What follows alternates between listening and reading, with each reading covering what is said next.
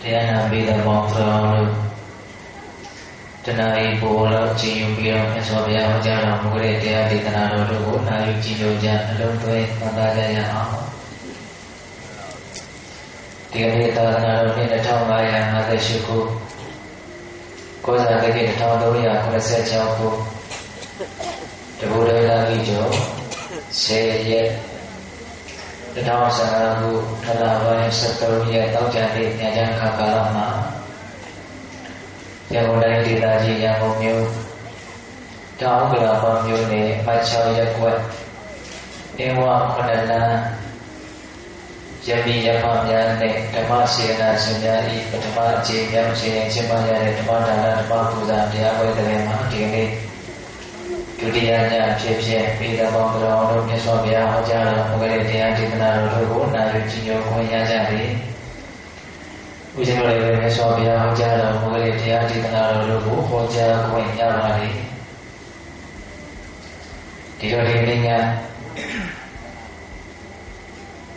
တရားနာရရှိလာရတဲ့ပေတော်ပေါင်းတော်တို့ကိုဦးဇင်းတို့ဘာတရားဟောပါလဲဆိုလို့ရှိရင်အင်္ဂုတ္တပါဠိတော်ဦးဇင်းတို့ဘုရားရှင်ကိုယ်တော်မြတ်ကြီးဟောကြားတော်မူတဲ့တရားဒေသနာတော်အသေးသေးရှိတဲ့အလက်ကအင်္ဂုတ္တပါဠိတော်စက္ကနိဗ္ဗာန်မှာရှိတဲ့မဟာနာမသုတ်တံကိုခြေခံပြီးတော့ငြိမ်းအေးစွာနေနည်းများလို့တရားကောင်းစဉ်ပြီးပြီးတော့ပေတော်မောတော်တို့ဒီနေ့ဟောဖို့စီစဉ်ထားပါလေဘဝမှာငြိမ်းငြိမ်းချမ်းချမ်းသာသာဖြစ်အောင်ဘယ်လိုနေထိုင်ရမလဲဆိုတာလေးနဲ့ပတ်သက်ပြီးတော့တရားတော်တို့ရှင်တို့ပုထုဇဉ်တတ္တဝါတွေဆိုတာမိမိရဲ့စိတ်အခြေအနေကိုမှန်မှန်ကန်ကန်ပြန်ပြီးတော့သိအောင်ကြိုးစားလို့အကယ်၍မှန်မှန်ကန်ကန်သိခဲ့မယ်ဆိုလို့ရှိရင်ညာတော်ဖြင့်ပုဂ္ဂိုလ်တော်စင်နေရဲမငြိမ်မသက်ပဲနေနေရတာများပါစိတ်ထဲမှာဘာတွေဖြစ်နေတော့လို့မေးရင်ကိုယ်တော်မှုတွေမငြိမ်းချမ်းမှုတွေမချမ်းသာမှုတွေပဲဖြစ်ပြီးတော့နေကြတာများပါတယ်။ဒါပေမဲ့အများစုကတော့တူတူကိုယ်ရဲ့စိတ်ထဲမှာမငြိမ်းချမ်းမှုတွေဖြစ်နေတာကိုယ်တော်မှုတွေဖြစ်နေတာမငြိမ်သက်မှုတွေဖြစ်နေတာကိုအကယ်၍တတိမရှိခဲ့ဘူးဆိုရင်တော့သိဖို့မလွယ်ဘူးပေါ့။ဒီလိုပဲနေနေလိုက်တာမှာပဲကိုယ်ဘဝမှာသိပြီးတော့ကိုယ်တော်လာတဲ့ပင်မလာတဲ့ဆင်းရဲလာတဲ့လို့မထင်ကြဘူးပေါ့နော်မှန်ပါဗျာဒါပေမဲ့လို့တကယ်တမ်းကိုယ့်ရဲ့စိတ်အခြေအနေကိုမှန်မှန်ကန်ကန်အကဲခတ်နိုင်မယ်ဆိုလို့ရှိရင်ညာတော်ဖြင့်ပုဂ္ဂိုလ်တော်စနေရပင်ပန်းပန်းနေနေကြရတာအဲ့တော့ကိုယ့်ရဲ့စိတ်အခြေအနေကပူလောင်နေတဲ့ပင်ပန်းနေတဲ့ဆင်းရဲနေတယ်ဆိုတာကိုပထမဦးစွာသိဖို့လိုပါတယ်ပြီးရင်အဲ့လိုပူလောင်နေတာပင်ပန်းနေတာဘာကြောင့်ပူလောင်ပင်ပန်းနေတာလို့ဆိုတာကိုလည်းစဉ်းစားရမယ်အဲ့လိုဘာကြောင့်ပူလောင်ပင်ပန်းဆင်းရဲနေတာလဲဆိုတဲ့အဖြေကိုရပြီဆိုရင်အဲ့ဒီပူလောင်မှုပင်ပန်းမှုဆင်းရဲမှုတွေကိုလူငြိမ်းသွားအောင်ကြိုးစားအထောက်ကြမလဲဆိုတဲ့ဒီလမ်းကိုလည်းဆက်ပြီးတော့တည်အောင်ကြိုးစားရမယ်ဒီလမ်းကိုတည်လာပြီဆိုလို့ရှိရင်လည်းစွမ်းအားရှိတဲ့များကြိုးစားအထောက်ကြရမယ်ပေါ့ဒီကနေ့ဦးဇင်းတို့ပြောချင်တဲ့အကြောင်းအရာလေးတွေကတော့အဲ့ဒါပါပဲဘဝမှာကိုယ့်ကိုယ်ကိုပူလောင်နေတဲ့ပင်ပန်းနေတဲ့ဆင်းရဲနေတဲ့ဆိုတာကိုအမှန်တမ်းသိပြီးတော့အဲ့ဒါဘာကြောင့်အဲ့လိုဖြစ်နေရလဲအဲ့လိုမဖြစ်အောင်ဘယ်လိုကြိုးစားအထောက်ပြီးတော့နေထိုင်တဲ့လဲဆိုတာလေနော်အဲကြောင့်ဒီတော့ပေါင်းတော်တို့မဟာနာမသုတ်တံကိုအခြေခံပြီးတော့ငြိမ်းအေးစွာနေနည်းများတဲ့ဒီတရားဒေသနာတော်ကိုမဟောကြားသေးခင်မနာကြသေးခင်မှာတရားတော်အလုံးကိုဟောကြားတော်မူခဲ့တဲ့ဘုရားရှင်ကိုယ်တော်မြတ်ရဲ့အတန်အေးချမ်းကြည်လင်တော်မူတဲ့မဟာကရုဏာကိုသိစရာတရားတော်ဆုံးကိုသိတော်မူမြတ်တော်မူတဲ့သဗ္ဗညုတဉာဏ်ဒီဘုရောပညာကိုဒုမဟာကရုဏာကိုပညာကိုနှစ်ပါးစုံလို့ဖြင့်ပြည့်စုံတော်မူတဲ့ဘုရားရှင်ကိုယ်တော်မြတ်ကိုယုံကြည်မြတ်တို့ရှိခိုးပူဇော်ကြအောင်စို့အလုံးလည်းအုပ်ချမိုးပြီးတော့အာယုပြုကြရအောင်ကရုဏာတိတလရယပညာပိဇောတဝိဟတမောဟတမံသာနေမရလောကကရုနေတုကတံပတိဝိမုဒ္ဒံက ရုဏာတိတနာရေယမဟာကရုဏာတော်ဖြင့်အင်းမြတ်တော်စီကလုံးလေးရှိတော်မူပါပေထသောပညာပိဇောတဝိရတဟောဓမ္မအရဟတမေတိဟုသောအရာလင်းဖြင့်ဝိဇ္ဇာတိဟုသောမိုက်မောင်ကိုဖေခွာတော်မူ၏တသောသာတေနမေရလောကရောလူနတ်ပြမတ္တဝါနန္တတို့၏ကြောင့်တိတန်တို့လေကလေးပြုရာတဆူဒီသောဆရာသခင်လည်းဖြစ်တော်မူပါပေထသောဂတိဝိမုဒ္ဒံဒေဝမနုဿာမိရေယနေပေဒဒေရှာလာယရှိနောတသောဂတိကိုမာတိသူတစ်ဖြင့်ကဲ့သို့တော်မူ၏ထသောသူဝေဒတတ္တဝါတို့အားအကျိုးများကြောင့်ဟုတ်မှန်သောစကားကောင်းကိုသာပြည့်စုံတော်မူပါပေထသောဗုဒ္ဓံသစ္စာလေးရတရားမြတ်ကိုလက်ပေါ်တင်နာဝရများကဲ့သို့ဖြစ်သာဖြစ်နေသိမြင်ပေတတ်ဘုရားရှင်ကိုယ်တော်မြတ်ကြီးကိုနေရတရားဟောပုဂ္ဂိုလ်တရားနာပုဂ္ဂိုလ်ခေါ်ဆိုပြည့်ညတ်တော်ပမမှုယုံနာတရားဖြစ်ကြပါသောဘုရားတပည့်တော်တို့သည်ဘုရားဝနာမှာခါယဝဲစီမတော်ချီသုံးပြီးဘာလပနာမဖြင့်ဒုက္ခရွချိုးလက်ဆုံးမောဟရှိခိုးညွတ်ပါ၏မြတ်စွာဘုရား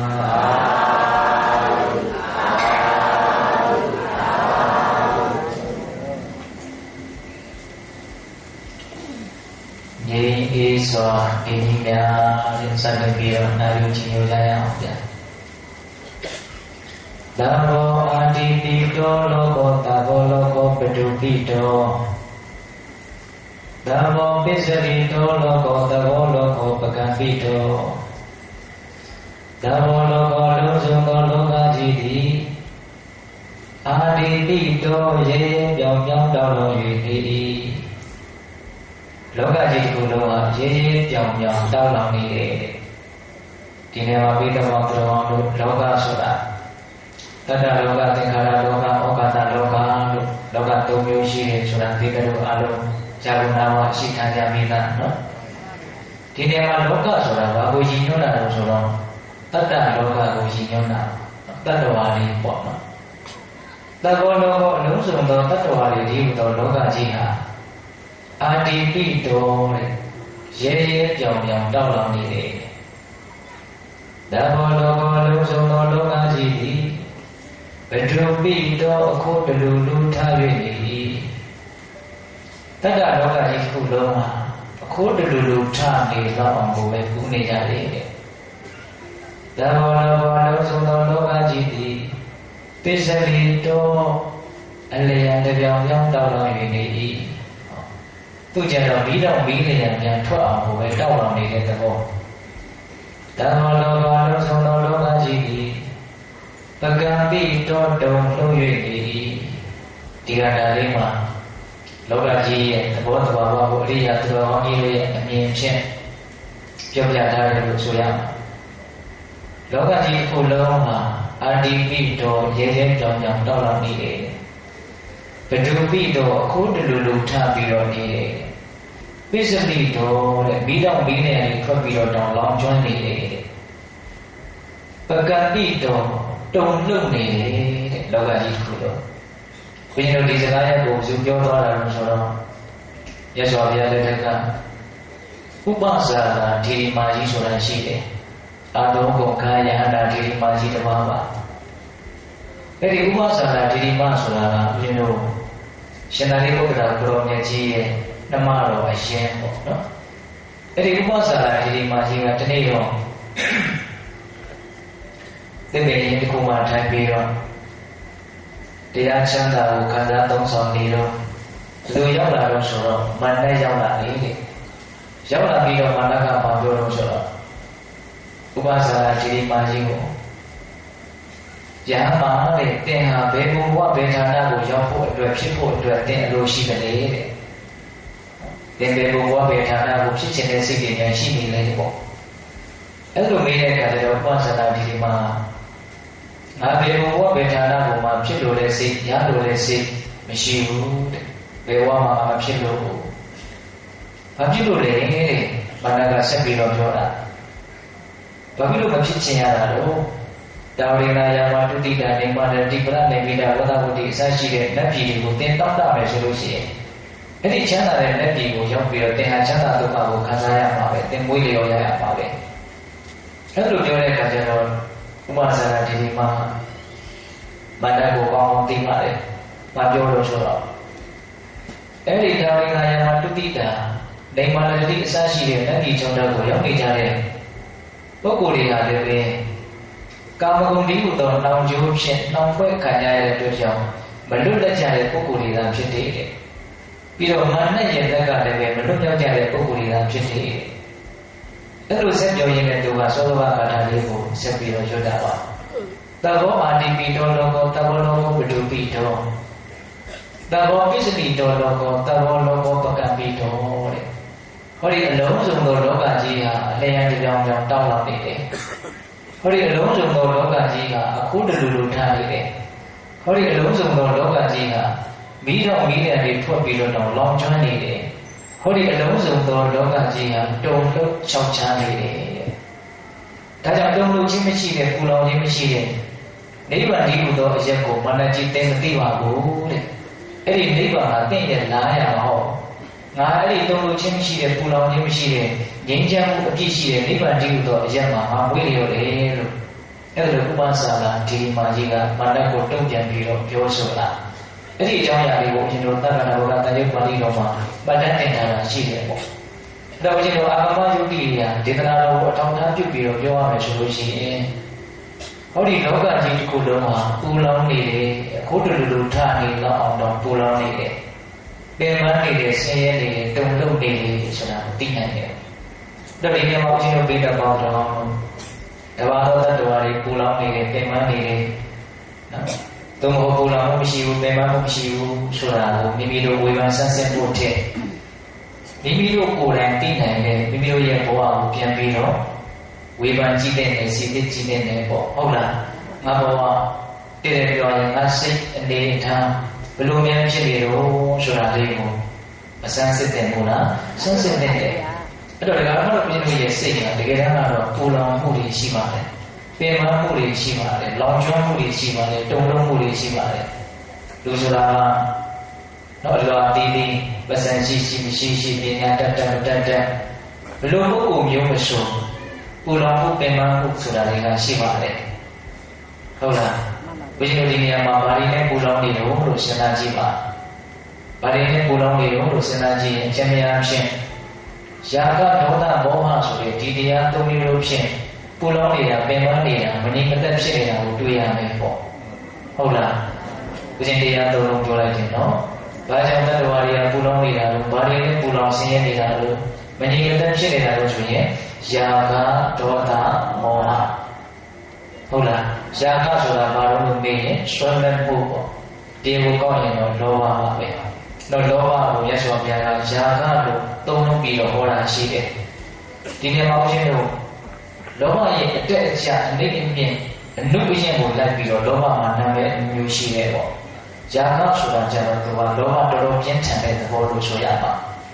အဝိဖြူလေးပေါ်ကိုဆေးရောင်တုံးတရားဆွန့်ထင်းသွားပြီဆိုလို့ရှိရင်ချွတ်ဖို့ခက်သွားတယ်ဆွဲသွားတာဟုတ်လားအဲ့ဒီလိုအနေအထားမျိုးကိုဒါယာကလို့သုံးတော့တာအာယုန်ရဲ့ပုံမှာဆွဲသွားတာချွတ်ဖို့ခက်သွားတာအဲ့ဒီလိုအနေအထားမျိုးအဲ့ဒီလိုလောဘမျိုးကိုဘယ်လိုသုံးတော့ယာကလို့သုံးတယ်ရေစားလို့စားတဲ့လောဘမျိုးကိုကျတော့တဏှာလို့သုံးတယ်ပေါ့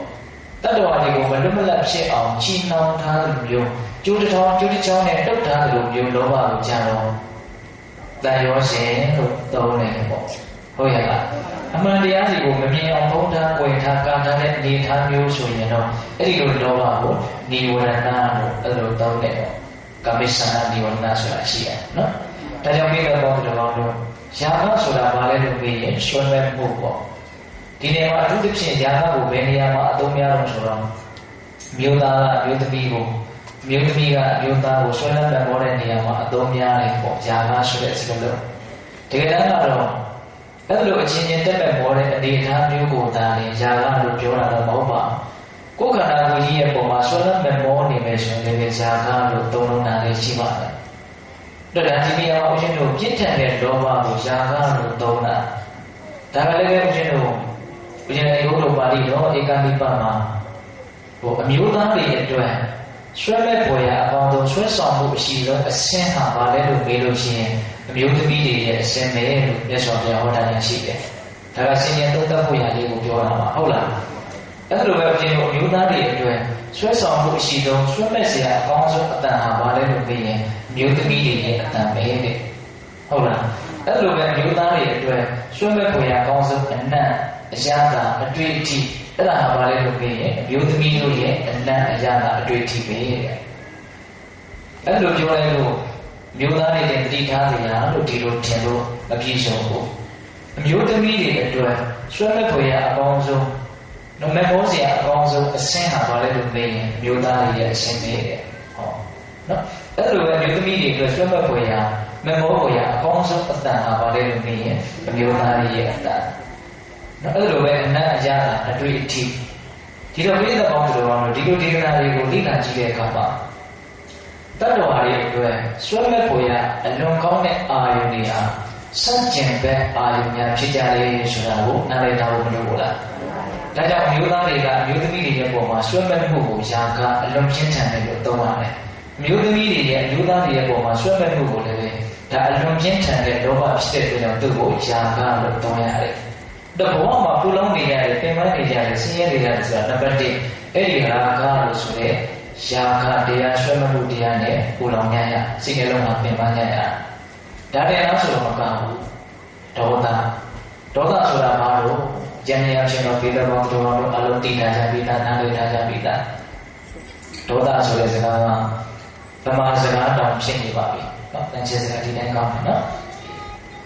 ဒေါသဆိုတာဘာလို့လို့ပြောရင်စိတ်တိုင်းမကြတာအလိုမကြတာမကျေနပ်တာနော်အဲ့ဒီနေရာမှာဦးဇင်းတို့ဇောင်းပေးပြီးတော့ပြောနေတာကအလိုမကြဘူးဆိုတဲ့စကားလေးအဲ့ဒီအတိတ်တွေကိုဇောင်းပေးပြီးတော့ပြောရင်ဒေါသနဲ့ပတ်သက်ပြီးတော့စိတ်ထဲမှာအလိုမကြတဲ့သဘောကြုံရတဲ့အနေအထားအခြေအနေနဲ့ပတ်သက်ပြီးတော့စိတ်ထဲမှာအလိုမကြဘူးအဲ့ဒီအလိုမကြမှုတွေနဲ့တတ္တဝါတွေကပြင်ပန်းကြရတယ်ဆင်းရဲကြရတယ်ပေါ့ဘာဖြစ်လို့အလိုမကျတာလို့မေးရင်အလိုဆန္ဒတွေများနေလို့အလိုဆန္ဒတွေရှိနေလို့အလိုမကျဘူးဆိုတာဆက်ပြီးတော့ဖြစ်ရတာပြည်တယ်လို့ဉာဏ်ရှိပါတယ်ဗျာစဉ်းစားကြည့်ပါဟုတ်လားအလိုဆန္ဒနည်းပဲဆိုရင်အလိုမကျဖြစ်ရတာလည်းနည်းသွားမှာပဲဟာဟိုဟာလိုချင်တရားလိုချင်ဟိုဟာဖြစ်ချင်တရားဖြစ်ချင်ဟိုဟာရချင်တရားရချင်သိပြီးတော့အလိုဆန္ဒများတဲ့ပုံကိုယ်တွေဟာအလိုမကျတာတွေကတစ်ချိန်မဟုတ်တစ်ချိန်တစ်ခွေးမဟုတ်တစ်ခွေးတစ်နေ့မဟုတ်တစ်နေ့သူတွေ့ရမှာပဲဟုတ်တယ်မဟုတ်လားဒါကြောင့်ပြည့်တဲ့ဘောတော်တို့အကျဉ်းချင်းနားလည်ထားတဲ့လောဘကြီးရင်ကြီးသလောက်ဒေါသတွေကြီးလာတတ်တယ်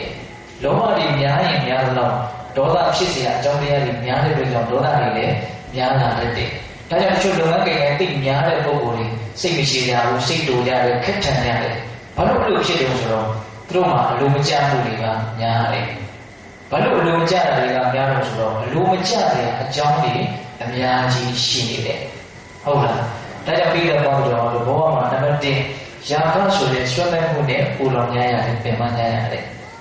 နောက်အလိုဆန္ဒတွေနဲ့ပင်ပန်းရရတယ်ပေါ့နောက်နံပါတ်2အဲ့ဒီဖြစ်ပေါ်လာတဲ့အလိုဆန္ဒတွေမကြည့်တော့ဘူးစိတ်တိုင်းမကြတော့ဘူးဆိုရင်ဟောဒေါသတရားနဲ့မကြည်မလန့်အလိုမကျမှုတွေဖြစ်ပြီးတော့ပူလောင်ရရတယ်ပင်ပန်းရရတယ်ဟုတ်လားကဲဆက်ပြီးတော့လေ့လာကြည့်ပါဦးအဲ့ဒါလို့ကိုယ်မှာလောဘဒေါသကြောင့်ပူလောင်လို့ပူလောင်မှမသိဆင်းရဲလို့ဆင်းရဲမှမသိဘဝမှာဒီတိုင်းပဲဖြစ်တယ်လို့မျောပြီးတော့နေနေကြတာကိုယ့်ကိုယ်ကိုဘာဖြစ်လို့ဖြစ်နေမှမသိဘူးဒါအပေါ်ရအပြည့်ပြောမယ်ဆိုရင်မောဟလို့ဆိုနိုင်လို့လားကိုယ့်ကိုယ်ကိုဘာဖြစ်လို့ဖြစ်နေမှမသိဘူးဟုတ်လားဒီနေရာမှာမောဟနဲ့ပတ်သက်ပြီးတော့ကျင့်တဲ့နေရာမှာအလေးနဲ့ထားပြီးတော့ဖွင့်ပြတာကတော့သစ္စာလေးပါးကိုမသိခြင်းလို့ဖွင့်ပြတယ်ပေါ့မိမိရဲ့ခန္ဓာဆင်းရဲခြင်းတရားများတာဖြစ်တယ်လို့မသိဘူးဆိုရင်ဒါမောဟလို့နားလည်ရပါအလိုဆန္ဒဆိုတဲ့လောဘဒုက္ခတွေကိုဖြစ်စေတဲ့အရာလို့မသိဘူးဆိုလို့ရှိရင်ဒါသမုဒိယသစ္စာကိုမသိတဲ့အတွက်ကြောင့်သူလည်းပဲမောဟပေါ့လောဘချုပ်ငြိမ်းခြင်းတည်တာနဲ့ဒီလောဘသစ္စာနိဗ္ဗာန်ချမ်းသာအစစ်အမှန်ဖြစ်တယ်လို့မသိဘူးဆိုရင်ဒါပါလေမောဟပေါ့ဒီလိုလောဘတွေချုပ်ငြိမ်းပြီးတော့ဒုက္ခငြိမ်းတော့ချမ်းသာတဲ့ချမ်းသာမှာကိုရအောင်မဂ္ဂင်၈ပါးကျင့်ရတရားကိုကျင့်သုံးရမယ်လို့လေးခုမြောက်ဘဂ္ဂသစ္စာအမှန်တရားကိုမသိဘူးနားမလည်ဘူးဆိုရင်အဲ့ဒါပါလို့ဗျာမောဟ ဒါကြောင့်မောဟဆိုတာဘာလဲလို့ပြောရင်သစ္စာလေးပါးကိုမသိတာဒါကတော့အလေးနဲ့ဆုံးအသေးပဲဖွင့်ဆိုခြင်းပေါ့နော်တော်ချင်းကဆိုတော့အပေါ်ယံလေးပြောလိုက်တာပါကိုဘာဖြစ်လို့ဖြစ်နေမှမသိဘူးလောဘကြောင့်ပူလောင်နေတယ်ဆိုတာလည်းမသိဘူးဒေါသကြောင့်ပူလောင်နေတယ်ဆိုတာလည်းမသိဘူးဟုတ်လားအကုန်နှိမ့်ဆက်နေတာဒီလောဘဒေါသဖြစ်တယ်ဆိုတာကိုမသိဘူးပေါ့ဆိုလိုတာကဟုတ်လားကိုဒုက္ခတွေဖြစ်လာလို့ရှိရင်ဘယ်သူကြောင့်ဘဝကြောင့်အစရှိတဲ့ဖြစ်အကြောင်းရှာတွေမှားကြတာဒီကတည်းကကိုယ့်ဘဝမှာပူလောင်နေရတာပင်ပန်းနေရတာဆင်းရဲနေရတာဒီယာကဒေါသသို့မဟုတ်လောဘဒေါသတို့ကြောင့်ပူလောင်နေရတာပင်ပန်းနေရတာသို့တော့အဲ့ဒီအဖြစ်မှန်ကိုတရားတော်ဦးဇင်းတို့တွေကမတွေ့ဘူးမစင်စားမိဘူးအဲ့ဒါကိုဘာလို့ခေါ်လို့မောဟဟုတ်ရဲ့လားဒါကြောင့်ပြေးတဲ့ဘောတော်ဘောမှာဘယ်လိုလူမျိုးပဲဖြစ်ဖြစ်ဝိဇ္ဇဥစ္စာပြည့်စုံတဲ့လူပဲဖြစ်ဖြစ်မပြည့်စုံတဲ့လူပဲဖြစ်ဖြစ်ပညာတတ်တဲ့လူပဲဖြစ်ဖြစ်မတတ်တဲ့လူပဲဖြစ်ဖြစ်ဒီယာကဒေါသမောဟတေတာရှိနေမယ်ဆိုရင်ဖြစ်နေမယ်ဆိုရင်တော့အဲ့ဒီလူတိုင်းဟာပူလောင်နေကြရတဲ့လူဆင်းရဲနေကြရတဲ့လူတွေကြီးပဲလို့မဆိုနိုင်ဘူးလားဆိုနိုင်တယ်အဲ့တော့ဘုရားရှင်ကအဲ့ဒီယာကဒေါသမောဟဆိုတဲ့တရားတွေကမရှိဘူးလားရှိတာပေါ့အဲ့ဒီတရားတွေရှိနေတဲ့မြတ်တော့ပူလောင်နေရမှာပဲပင်ပန်းနေရမှာပဲဆင်းရဲနေရမှာပဲဒါကြောင့်မြတ်စွာဘုရားကအဲ့ဒီယာကဒေါသမောဟဆိုတဲ့တရားသုံးမျိုးကိုမီးလို့မြတ်စွာဘုရားကဟောတယ်ရာဂကိဆွေမဲ့မှုတည်ဟူသောယာကမီးဒေါသကိအလိုမကျမှုတည်ဟူသောဒေါသမီးမောဟကိမိုင်မဲတူဝေမှုမတိမှုနားမလည်မှုတည်ဟူသောမောဟမီးဆိုပြီးတော့ယာကဒေါသမောဟကိုအကိမီးဆိုတဲ့စကားလုံးလေးနဲ့တွဲပြီးတော့သုံးတာဆိုလိုတာကအဲ့ဒီယာကဒေါသမောဟတွေကတတ္တဝါတွေကိုပူလောင်အောင်ရှုပ်နိုင်နေတဲ့ဆွမ်းတတိရှိတယ်အဲ့လိုချင်းလောင်ကျွမ်းပျက်စီးသွားအောင်ဖြည့်ဆည်းနိုင်တဲ့ဆွမ်းတတိရှိတယ်ဒါကြောင့်အဲ့ဒီယာကဒေါသမောဟတို့ဒီမင်းနဲ့တူတယ်လို့ပြောတာလေဒါအဲ့ဒီလောက်တာရဲ့အဆိုပေါ့နော်နောက်ပြီးတော့ဦးဇင်းတို့နိခသုတ်တံဆိုပြီးမြတ်စွာဘုရားဟောတာရှိသေးတယ်နိခဆိုတာကတတ္တဝါတွေကိုဆင်းရဲအောင်နှိစ္စတတ်တဲ့တရားများဆိုသိမြင်ရတယ်အဲ့လိုတတ္တဝါတွေကိုဆင်းရဲအောင်နှိစ္စတတ်တဲ့နိခလို့အမည်ရတဲ့တရားဟာဘာလဲလို့မေးပြန်တော့လည်းပဲယာကဒေါသမောဟနာဖြစ်တယ်လို့မြတ်စွာဘုရားအဲ့လိုဟောထားပြန်တယ်ယာကတိနိခတတ္တဝါတွေကိုဆင်းရဲအောင်နှိစ္စတတ်သောတရားဒေါသတိနိကတတ္တဝါတွေကိုဆင်းရဲအောင်နှိစ္စတတ်သောတရားမောဟတိနိကတတ္တဝါတွေကိုဆင်းရဲအောင်နှိစ္စတတ်သောတရားဟုတ်လားပြီးတော့ဒီတော့မလသုတ်တံဆိုတာလည်းရှိသေးတယ်မလဆိုတာအညစ်အကြေးလို့သိရရတယ်ပေါ့တတ္တဝါတွေရဲ့စိတ်နှလုံးကိုညှဉ်းနှွမ်းသွားအောင်မကြည်မလင်ဖြစ်သွားအောင်နောက်ကျသွားအောင်အညစ်အကြေးအနေနဲ့နော်နောက်ရှက်ဖြစ်စီတဲ့သဘောဒါကိုမလလို့ခေါ်တယ်အဲ့ဒီမလကလည်း၃ပါးရှိတယ်အဲ့ဒီမလ၃ပါးကဘာလို့ဆိုတော့စောစောကပြောခဲ့တယ်ယာကဒေါသမောဟကိုပဲမလလို့ပြောရတယ်ဟောဒီတော့ဘုရားတို့ဒီလောဘဒေါသမောဟတွေကပဲနာမည်အမျိုးမျိုးရနေတာနော်အကိဘီဆိုတဲ့နာမည်လေးရတယ်နေကနှိစ္စတတ်သောတရားများလို့လည်းနာမည်ရတယ်မလစိတ်နှလုံးကိုညှဉ်းနှောအောင်နောက်ကျအောင်မကြည်မလင်ဖြစ်အောင်နော်အနည်းအကြီးသဘောမျိုးနဲ့ပေးချမ်းသွားအောင်ပြုတတ်တဲ့တရားများလို့လည်းပဲအတိတ်ပဲရတယ်ပေါ့ဟုတ်လားဒါကြောင့်ပြည့်စုံသောတော်ကောင်းတို့ဒီဆွဲမဲ့မှုအလိုမကျမှုမတိမှုဆိုတဲ့ဒီတရားတွေကတတ္တဝါတွေကိုပူလောင်စေတာပင်ပန်းစေတာဒါကြောင့်ဘဝမှာကိုယ်ဟာချမ်းသာပြီးတော့နေတဲ့လူလားဆင်းရဲပြီးတော့နေတဲ့လူလားကိုယ်ဟာအေးချမ်းပြီးတော့နေတဲ့လူလားပူလောင်ပြီးတော့နေတဲ့လူလားကိုယ်ဟာကြည်လင်တန်ရှင်းပြီးတော့စင်ကြယ်ပြီးတော့နေတဲ့လူလားသို့မဟုတ်ညှဉ်းနှွမ်းပြီးတော့မကြည်မလင်နေရတဲ့သူလားဆိုတာကိုပထမဥစ္စာမမကန်ကန်သိဖို့မလိုလားလိုတယ်အဲ့ဒီယာကဒေါသမောဟတွေရှိနေကြတယ်ဖြစ်နေကြတယ်ဒီကတော့ပြင်းနေတွေကပူလောင်စင်ကြယ်နေရတဲ့သူတွေကတကယ်တမ်းကတော့ဟုတ်လားပူလို့ပူမှသိတာနဲ့မသိတာဒါပဲกว่าပဲဒီကတော့ဦးဇင်းတို့တွေကမသက်မရှင်းနဲ့မကြည်မလင်မဲနေကြရတာပါအဲ့လိုနေကြရတာကိုသိတာနဲ့မသိတာနဲ့ဒါပဲกว่าပဲဟုတ်ရဲ့လားအေးဒါကြောင့်ပြည်တော်ကောင်းတော်တို့ဘဝမှာကိုယ်တည်ကိုယ်လောင်ဆင်းရဲပင်ပန်းပြီးတော့နေရတယ်ဆိုတော့နံပါတ်1မမကန်သိရတယ်။ဘာကြောင့်ကိုယ်လောင်ပင်ပန်းဆင်းရဲရလဲဆိုရင်အခုပြောခဲ့ပြီ။ယာကဒေါသမောဟတရားတို့ကြောင့်ကိုယ်လောင်ရပင်ပန်းရဆင်းရဲ။ဒါဖြစ်ရင်အဲ့ဒီယာကဒေါသမောဟတရားတွေဟာဘာကြောင့်ဖြစ်တာလို့အဲ့ဒါတွေမဖြစ်အောင်ဘယ်လိုလုပ်ရမလို့ဟောဒီလမ်းကိုရှာဖို့မလိုဘူးလားသူတို့ကိုအကြောင်းရှာဖို့လိုမယ်ပေါ့နော်သူတို့ဘာကြောင့်ဖြစ်တာလို့ဒီဆွဲမဲ့မှုဒီအလိုမကျမှုဒီမသိမှုဘာဖြစ်လို့ဖြစ်တာလို့ အဲ့ဒါဒီဖြစ်လာပြီဆိုရင်ဘယ်လိုနည်းနဲ့ဖေရှားပြရမလို့ဒါတွေကိုသိဖို့မလိုဘူးလားဗျာဒီနေ့မှာပြတဲ့ဘောတော်တို့ရာဂဒေါသမောဟတရားတွေဘာကြောင့်ဖြစ်လဲလို့ပြောရင်အတူဆုံးပြောရမယ်ဆိုရင်တော့မေ့လျော်မှုပမာဒတရားကြောင့်ပမာဒတရားကြောင့်ဒီရာဂဒေါသမောဟတရားတွေဖြစ်ရမေ့နေလို့ဖြစ်ရတနည်းအားဖြင့်တတိမရှိလို့ဖြစ်ရတာတတိကဘယ်မှာမရှိတာလို့ဆိုတော့ကိုယ်ဘဝရဲ့ပေါ်မှာကိုယ်ခန္ဓာရဲ့ပေါ်မှာဒီလောကရဲ့ပေါ်မှာနော်တတိမရှိဘူးဖြစ်တယ်လို့ပဲနေနေတာဟုတ်လားအဲ့လိုတတိမရှိတဲ့အတွက်ကြောင့်မိလျော်ပေါ့ဆပြီးတော့ပမာဏတရားနဲ့နေတဲ့အတွက်ကြောင့်ဒီရာဂဒေါသမောဟတရားတွေကဖြစ်တာတကယ်တော့ဓမ္မကုသရဲ့အတွင်းတန်တာမှာအနုတ္တယဆိုတဲ့ကိလေသာအကိဋ္ဌခံတွေကရှိထားကြပြီးသား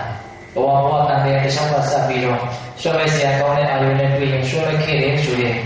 ရာဂဆိုတဲ့တရားကအနုတ္တယအနေနဲ့အစဉ်ကိန်းနေတာရှိတယ်နော်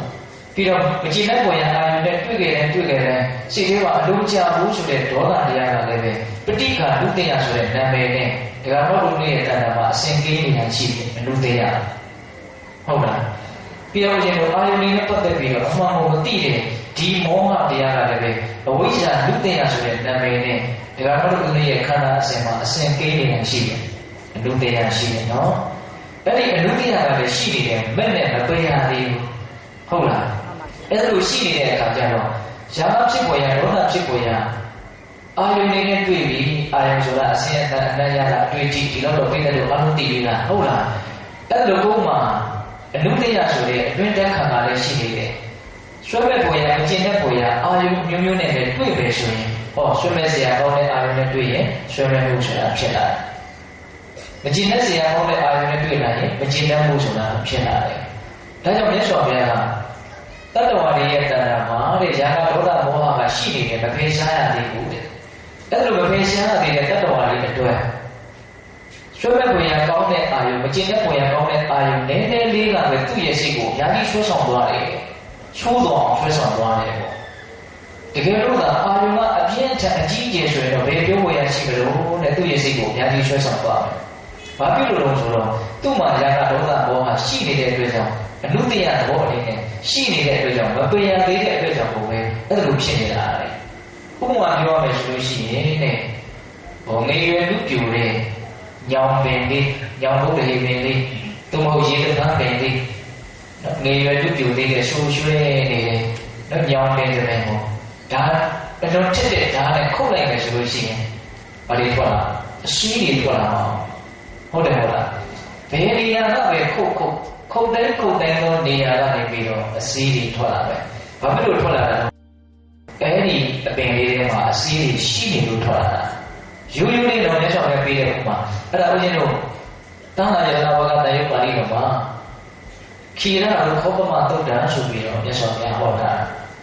တတ္တဝါရဲ့အမှန်မှာဇာတာဒေါသမောဟကလည်းမပယ်ရသေးဘူးခုဒါကတော့ဦးဇင်းတို့မပယ်ရသေးဘူး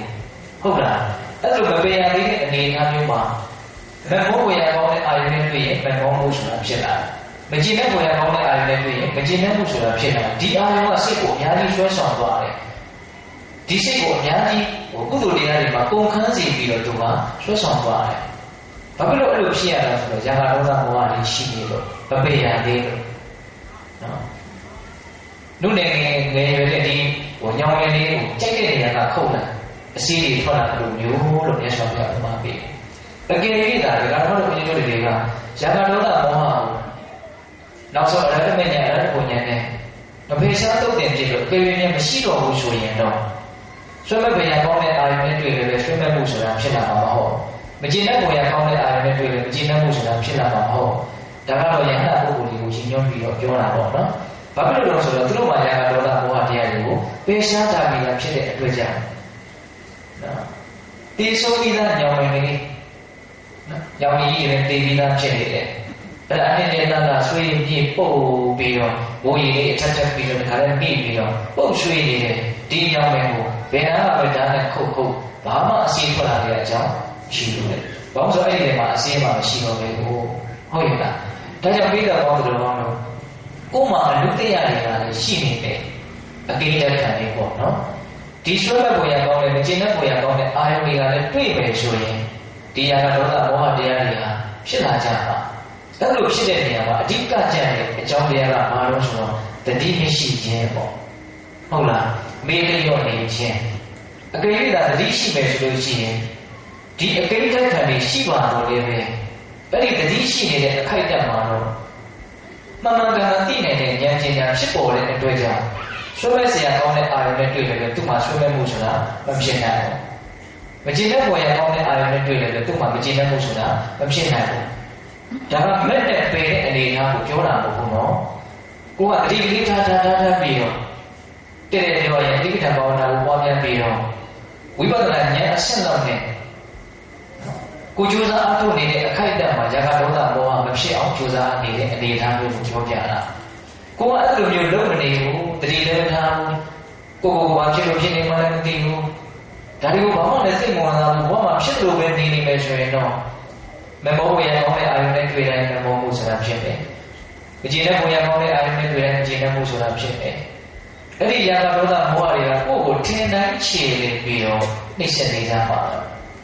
ဒါကြောင့်ဒီဇာကဒေါသမောဟပူလောင်တဲ့တရားတွေဆင်းရဲကြောင်းတရားတွေကဘာလို့ဖြစ်တာလို့မေးရင်အကျဉ်းချင်းအဖြစ်ပြောရမယ်ဆိုရင်တော့တတိမရှိတဲ့အတွက်ကြောင့်မိမိရောပေါ့ဆာဆာနေတဲ့အတွက်ကြောင့်ဘာဝနာတရားကင်းပြီးတော့နေတဲ့အတွက်ကြောင့်အဲ့ဒီဇာကဒေါသမောဟတရားတွေဖြစ်ကြတာဒါကြောင့်ဘာဝနာကင်းမယ်ဆိုရင်တော့ကင်းနေတဲ့အချိန်တိုင်းမှာဇာကဒေါသမောဟတစ်ခုမဟုတ်တစ်ခုကတော့ဖြစ်နေပါဒါကြောင့်ပြည်တော်ဘုရားတို့ဘဝမှာငြိမ်းချမ်းသာတကယ်နေနိုင်ခြင်းလေဆိုလို့ရှိရင်တတိရှိရတယ်ဗမေကလေးရောဘဘောမစတဲ့တဲ့အလေးချင်းကိုမွေးမြူရမယ်အဲ့ဒီတတိကပဲတဖြည်းဖြည်းနဲ့ရင့်ကျက်တဲ့ဉာဏ်ပညာကြီးမားတဲ့ပုဂ္ဂိုလ်ဖြစ်ကိုရောက်အောင်တဖြည်းဖြည်းနဲ့သူကပို့မှာပဲတကယ်တော့တတိကအခရာအကျဆုံးပဲဟုတ်လားတတိဆိုတာဘာလို့မေးရင်အာယုံကိုအောက်ပြတဲ့တဲ့ဘောဟုတ်လားတဲ့တဲ့ကျွန်တော်နားရအောင်ပြောရမယ်ဆိုရင်တော့ဘာဝနာဆိုင်ရာတတိကိုပြောရမယ်ဆိုရင်တော့မိမိခန္ဓာမှာဘာဖြစ်နေတယ်လဲဆိုတာကိုအမှန်တိုင်းသိနေအောင်အမှန်တိုင်းသိနေတဲ့သဘောမိမိခန္ဓာမှာထင်ရှားတဲ့သဘောကိုအမှန်တိုင်းသိနေတဲ့သဘောအဲ့ဒါကတော့တတိပဲအဲ့ဒီတတိရှိမယ်ဆိုလို့ရှိရင်အဲ့ဒီအချိန်မှာဇာကဒေါသမောဟဘာမှဖြစ်เสียအကြောင်းမရှိဘူးမမေကလေးရောနေတဲ့ပုဂ္ဂိုလ်တတိရှိတဲ့အတွက်ကြောင့်သူ့မှာဇာကဒေါသမောဟဘာမှဖြစ်เสียအကြောင်းမရှိဘူးဟုတ်ရဲ့လားမမေကလေးရောမဟုတ်မဆန်နေလို့ရှိရင်တဖြည်းဖြည်းနဲ့ဉာဏ်ပညာတွေကရင့်ကျက်ပြီးတော့တည်တဲ့တည်နားတဲ့ပြီးတော့သူ့ရဲ့ဘဝဟာတဖြည်းဖြည်းနဲ့သူ့ကိုနှိမ့်ဆက်မဲ့ပူလောင်စေမဲ့အရာတွေကအားပြော့သွားပြီးတော့သူ့ရဲ့ဘဝငြိမ်းချမ်းမှုချမ်းသာမှုကိုတဖြည်းဖြည်းနဲ့ရလာမယ်ပေါ့ဒါကြောင့်ဒီတဲ့ဘောင်းတော်တို့ပစ္စည်းဥစ္စာကိုရှာရင်ပစ္စည်းဥစ္စာပဲရမှာပါငြိမ်းချမ်းမှုကတော့ရမှာပါဟောပစ္စည်းပဲရှာရင်ပစ္စည်းပဲရမှာနော်ပစ္စည်းကတော့မရဘဲနေမှာမဟုတ်ဒါပေမဲ့ပစ္စည်းတွေကြီးရနေရုံပြတယ်ဘောကမှာငြိမ်းချမ်းတာမဟုတ်ချမ်းသာတာမှာမဟုတ်ဟုတ်တယ်ပေါ့လားပစ္စည်းကြောင့်ဖြစ်တဲ့ထိုက်တဲ့အစဉ်ကြီးမှုကိုတော့ရမယ်ပေါ့သို့တော်ငြိမ်းချမ်းမှုအတိညာအစရှိတဲ့ငြိမ်းချမ်းမှုကိုသာကိုကရှာမထားလို့ဆိုရင်အဲ့ဒါတွေဘာမှပုံမှန်ရှိမှာမဟုတ်ဒါကြောင့်ဝေလို့ကောင်းခုပြီးတော့ချုပ်မိုးနေကြရတာဟုတ်လားကြည့်ရတဲ့စိတ်နေချမ်းသာတဲ့မှာအလုံးပူလောင်နေကြရတာမရှိဘူးလားရှိတာပေါ့နော်တကယ်လို့ပြည်တော်တော်လို့ဝေကြီးရေးပြည်ဆုံးလို့ရှိရင်ဘောဖြစ်တာတွေအကုန်ပြည်လို့ပြီးတော့အကုန်ကောင်းသွားမယ်အကုန်ချမ်းသာသွားမယ်ဆိုရင်မြတ်စွာဘုရားကမပိုက်ဆံကိုပဲကျူးသားပြီးတော့ရှာကြလို့အဲ့လိုပြောမှာပေါ့ဟုတ်တယ်မဟုတ်လားခုမြတ်စွာဘုရားကဘယ်လိုပြောထားတော့ယဟန်တို့တဲ့ဘဝမှာရှာဖွေခြင်းဆိုတာနှမျိုးရှိတယ်တဲ့အာမိတပရိယေတနာဓမ္မပရိယေတနာမပစ္စည်းဥစ္စာဝေကြီးကိုရှာတဲ့ရှာဖွေခြင်းကတစ်မျိုးဓမ္မပရိယေတနာငြိမ်းချမ်းမှုကိုဖြစ်စေတဲ့အမှန်တရားကိုသိတဲ့မြင်တဲ့တရားဓမ္မကိုရှာဖွေခြင်းကတစ်မျိုးလို့မြတ်စွာဘုရားဟောတယ်အဲ့ဒီရှာဖွေခြင်းတစ်မျိုးမှာတရားဓမ္မကိုရှာဖွေခြင်းဒီအလုံးအကဲအထူးအဖြစ်မြတ်တယ်လို့မြတ်စွာဘုရားဟောတယ်ဘာလို့အဲ့လိုဟောရတာတော့ပစ္စည်းကြောင့်ဖြစ်တဲ့ချမ်းသာတဲ့တရားကြောင့်ဖြစ်တဲ့ချမ်းသာကအစပဒံတာလို့အဲ့လိုဟောရတာဟုတ်တယ်ဟုတ်လားဒါကြောင့်ပြည်တော်တော်လို့ဒီငွေကြီးဥစ္စာပစ္စည်းဥစ္စာရှာတယ်ဆိုတာကဒီခန္ဓာဝင်ရှိတယ်ဒီနာစုတာဝင်ရှိတယ်ဒါကြောင့်မရှာလို့မဖြစ်ပါဘူးရှာရမှာပါသို့တော့ဒါတစ်ခုလေးကိုလုံးဝရင်းနဲ့အခြေကုန်မှာပဲဆိုရင်တော့ဒါပဲရှိပြီးတော့ကျန်တဲ့ငြိမ်းချမ်းမှုအတိညာအစရှိတဲ့မြင့်မြတ်မှုတွေကတော့အကုန်ကင်းစေပြီးတော့ကိုယ့်ဘဝဟာတကယ့်ကိုအနှစ်သာရမဲ့အနေအထားမျိုးနဲ့ဒါနောက်ဆုံးပြည့်စည်သွားမှာပဲဒါတော့နှမျိုးစရာကောင်းတယ်လို့ထင်ပါတယ်နော် ဒီတရားပေးတဲ့ဘောသူတော်လို့ဘဝမှာဘာကြောင့်မငြိမ်းချမ်းတာလို့ဘာကြောင့်ပူလောင်နေရတာလို့စဉ်းစားကြည့်မယ်ဆိုရင်ဇာကဒေါသမောဟတရားများကြောင့်ပူလောင်နေရတာမငြိမ်းချမ်းဖြစ်နေရတာဒါပြင်အဲ့ဒီဇာကဒေါသမောဟတရားတွေကဘာကြောင့်ဖြစ်တာလို့တတိရှိလို့ပမာဒဆိုတဲ့မိလျော်မှုနဲ့နေကြလို့ဖြစ်ရတာဟုတ်လားနော်ဒါကြောင့်တတိရှိပြီးတော့နေရမယ်တည့်တည့်ပြောရင်တတိပဋ္ဌာန်ဘာဝနာကိုဆုံးအရှိမြတ်ပွားများပြီးတော့နေတဲ့ဒါကလည်းပဲကိုကအလေးအကျင့်မလုပ်ဘဲနဲ့ကျွမ်းကျင်မှုဆိုတာမဖြစ်နိုင်ဘူးပေါ့နော်ထပ်တဲ့အလေးအကျင့်လေးလုံးရတယ်ဒီခန္ဓာမှာတတိလေးကပ်ပြီးတော့နေတဲ့အလေးအကျင့်လေးဒီဘဝဒီတန်တရားမှာအလုံးမနေခဲ့တဲ့အတွက်ကြောင့်အဲ့ဒီကိစ္စကိုခုလောလောဆယ်တော့အရင်ကြီးကျွမ်းကျင်မှုကတော့ရှိမှမဟုတ်သေးဘူးပေါ့ဒါကြောင့်တတိလေးကပ်ပြီးနေရမယ်တတိကိုအရင်မွေးမြူရမယ်ပေါ့အဲ့ဒါမြတ်စွာဘုရားကတတိပဋ္ဌာန်ဒေသနာဆိုတာကမိမိခန္ဓာရဲ့ပုံမှာတတိကောင်းထားတတ်အောင်အသေးစိတ်မြတ်စွာဘုရားပြောကြတာပါပြီးတော့မှဉာဏ်ပညာရဲ့အစဉ်စဉ်ကျင့်ပါလာမြင်ပါလာလို့ကိုဆက်ပြီးတော့ဟောတာပါဟုတ်လားတတိပဋ္ဌာန်တရားတဲ့ကာယ ानु ပဒနာတတိပဋ္ဌာန်ဆိုပြီးတော့ပါစာဟောတယ်မိမိရဲ့အလွန်ထင်ရှားတဲ့ယုတ်ကာယကြီးကိုအရင်ပမကံကသိအောင်ကြိုးစားအထောက်ခိုင်းတာနောက်ပြီးတော့မှဝေဒနာ ानु ပဒနာတတိပဋ္ဌာန်ကိုယ့်ရဲ့ခံစားမှုတွေကိုဆင်းရဲခြင်းချမ်းသာခြင်းဒါတွေကိုအမှန်တည်းသိအောင်ကြိုးစားအထောက်ခိုင်းတာအဲ့တော့ဒီနေရာမှာဦးဇင်းတို့လွယ်ကူရတာပြီးတော့စရတယ်ပေါ့နော်အလေးချိန်ကိုလုပ်တယ်ဆိုတာတော့မိမိခန္ဓာကိုယ်ကြီးရဲ့အကြောင်းကို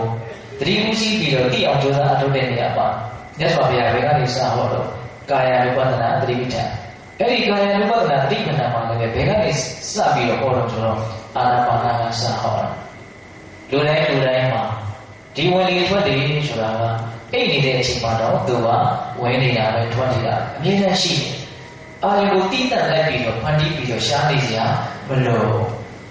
ကိုယ်တကယ်ယုံကြည်မှုရှိမယ်ကြိုးစားအထောက်ချင်တဲ့စိတ်ရှိမယ်ဆိုရင်အချိန်တိုင်းမှာဒီဝင်လေထွက်တယ်ဒီဝင်လေထွက်နေတာကိုတတိလေးကပ်ပြီးတော့ထားလို့မရဘူးလားညတော့ဝင်လေဝင်တိုင်းတတိနဲ့ဝင်စေရတယ်ထွက်လေထွက်တိုင်းတတိနဲ့ထွက်စေရတယ်ဆိုပြီးတော့မြတ်စွာဘုရားစပြီးတော့တင်တာပါဒီဝင်လေထွက်လေလေးကိုတတိကပ်ပြီးတော့ထားရမယ်ဒါပေမဲ့ကိုယ်လုံးနေကြအလုပ်မဟုတ်တဲ့အတွက်ကြောင့်နည်းနည်းတော့လုပ်ပြရတဲ့စိတ်ကဒီပညာရောက်တော့ဒါကသဘာဝပဲအဲ့တော့ကိုကအဲ့ဒီအချိန်မှာဘာလုပ်ရမှာတော့ကြိုးစားရအောင်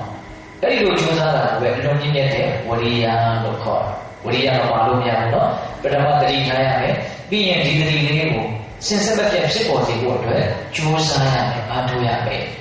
ဟုတ်လားအဲ့လိုသတိဝရိယကိုအခြေခံပြီးတော့မှန်မှန်ကန်ကန်သိအောင်မြင်အောင်ကြိုးစားခြင်းဆိုတဲ့ဉာဏ်ပညာတရားနဲ့ကာယ ानु ပဒနာတတိပဋ္ဌာန်ပထမဥစွာအာနာပါနဒါကိုမြတ်စွာဘုရားစဟောတယ်ဟောတော့ပြီးတော့ပါဆက်ဟောတော့မိမိရဲ့ဣရိယာပု၄ပါးသွားနေရင်လည်းသွားနေတယ်လို့သိရမယ်ရက်နေရင်လည်းရက်နေတယ်လို့သိရမယ်ထိုင်နေရင်လည်းထိုင်နေတယ်လို့သိရမယ်လျောင်းနေရင်လည်းလျောင်းနေတယ်လို့သိရမယ်ဒီခန္ဓာကိုယ်အနေအထားကြီးကိုတတိကပ်ပြီးတော့ထားရမယ်ဟုတ်လားကိုယ်မှာအချိန်ပိုလေးကြီးရှိပါတယ်တကယ်တမ်းကတရားတော်လို့ရှိရင်ဟုတ်လားမြေတန်းစီဝါရေးကြီးလုံးဝပြီးတော့မအားမလက်တာမဟုတ်ပါဘူးဘာမှတန်ဖိုးရှိတဲ့အလုပ်တွေကိုလုပ်နေတဲ့အချိန်ပြောနေတဲ့အချိန်ကြီးအများကြီးရှိပါတယ်အဲ့ဒီတည်းကအရင်စပြီးတော့ရအောင်ယူပြီးတော့အချိန်ယူပြီးတော့ဒါလေးတွေကိုမလုပ်တဲ့ဘူးလားလုပ်တဲ့အာစီဝါရေးလို့မလုပ်အောင်ဒီနေ့ကိုစုံပြစ်ပြီးတော့ချင်းဆုံးပြစ်ပြီးတော့ဒီနေ့ပဲတဲ့ကိုဝင်ရမယ်လို့ဆိုလိုတာမဟုတ်ပါဘူးအဲ့လိုဝင်နိုင်ရင်လည်းအတိုင်းထက်တော့အလွန်ကောင်းပါလေဟုတ်လားဒါပေမဲ့ပြိတ္တဘောတော်ဖြစ်နိုင်တာလေးကအရင်စပြီးတော့ကြိုးစားရလို့မလိုဘူးလားလိုတယ်နော်ကိုယ်မှတန်ဖိုးမရှိတဲ့ကိုယ်ရစကားလေးကြည်နေတဲ့အချိန်လေးရှိမယ်စကားလေးပြောနေတာလေးရှိမယ်တောင်းပြီးမြောက်လေးတွေးနေတာလေးရှိမယ်လောကီလိုလည်းအကျိုးမရှိလောကုတ္တရာလိုလည်းအကျိုးမရှိပဲနဲ့တက်တက်အချိန်ကျုံးနေတဲ့အချိန်လူတိုင်းမှာထက်တိအားလို့ဆိုတာရှိပါတယ်ဟုတ်လားအဲ့တော့ဒါလေးကိုဟောဒီဘက်မှာစိတ်ဝင်စားပြီးတော့လေ့ကျင့်မယ်ပြုစုပြောထောင်မယ်ဆိုရင်တဖြည်းဖြည်းနဲ့ခန္ဓာကိုယ်ကိုတတိထားတဲ့အလေးအကျင့်တွေများလာပြီးတော့တိတိရရှိတာလေးကိုတဖြည်းဖြည်းလေးနဲ့တိတိလာပြီးတော့ကိုယ့်ဘဝမှာတစ်ဖက်ကစัจကျင်ပဲဖြစ်တဲ့ဇာကဒေါသမောဟနည်းပြီးတော့တတ္တကိုအေးချမ်းမှုကိုမရနိုင်ပြီဘူးလားရနိုင်တယ်ဒါကာယ ानु ပဒနာတိပဋ္ဌာန်အရေးမြဲလေးကိုပြောတာပါဟုတ်လားပြီးတော့မြတ်စွာဘုရားကတန်ဆင်းရတော်မှာဆိုပြီးတော့ခန္ဓာကိုယ်ရဲ့အသေးစိတ်အမူအရာလေးတွေကိုသိအောင်ကြိုးစားရတယ်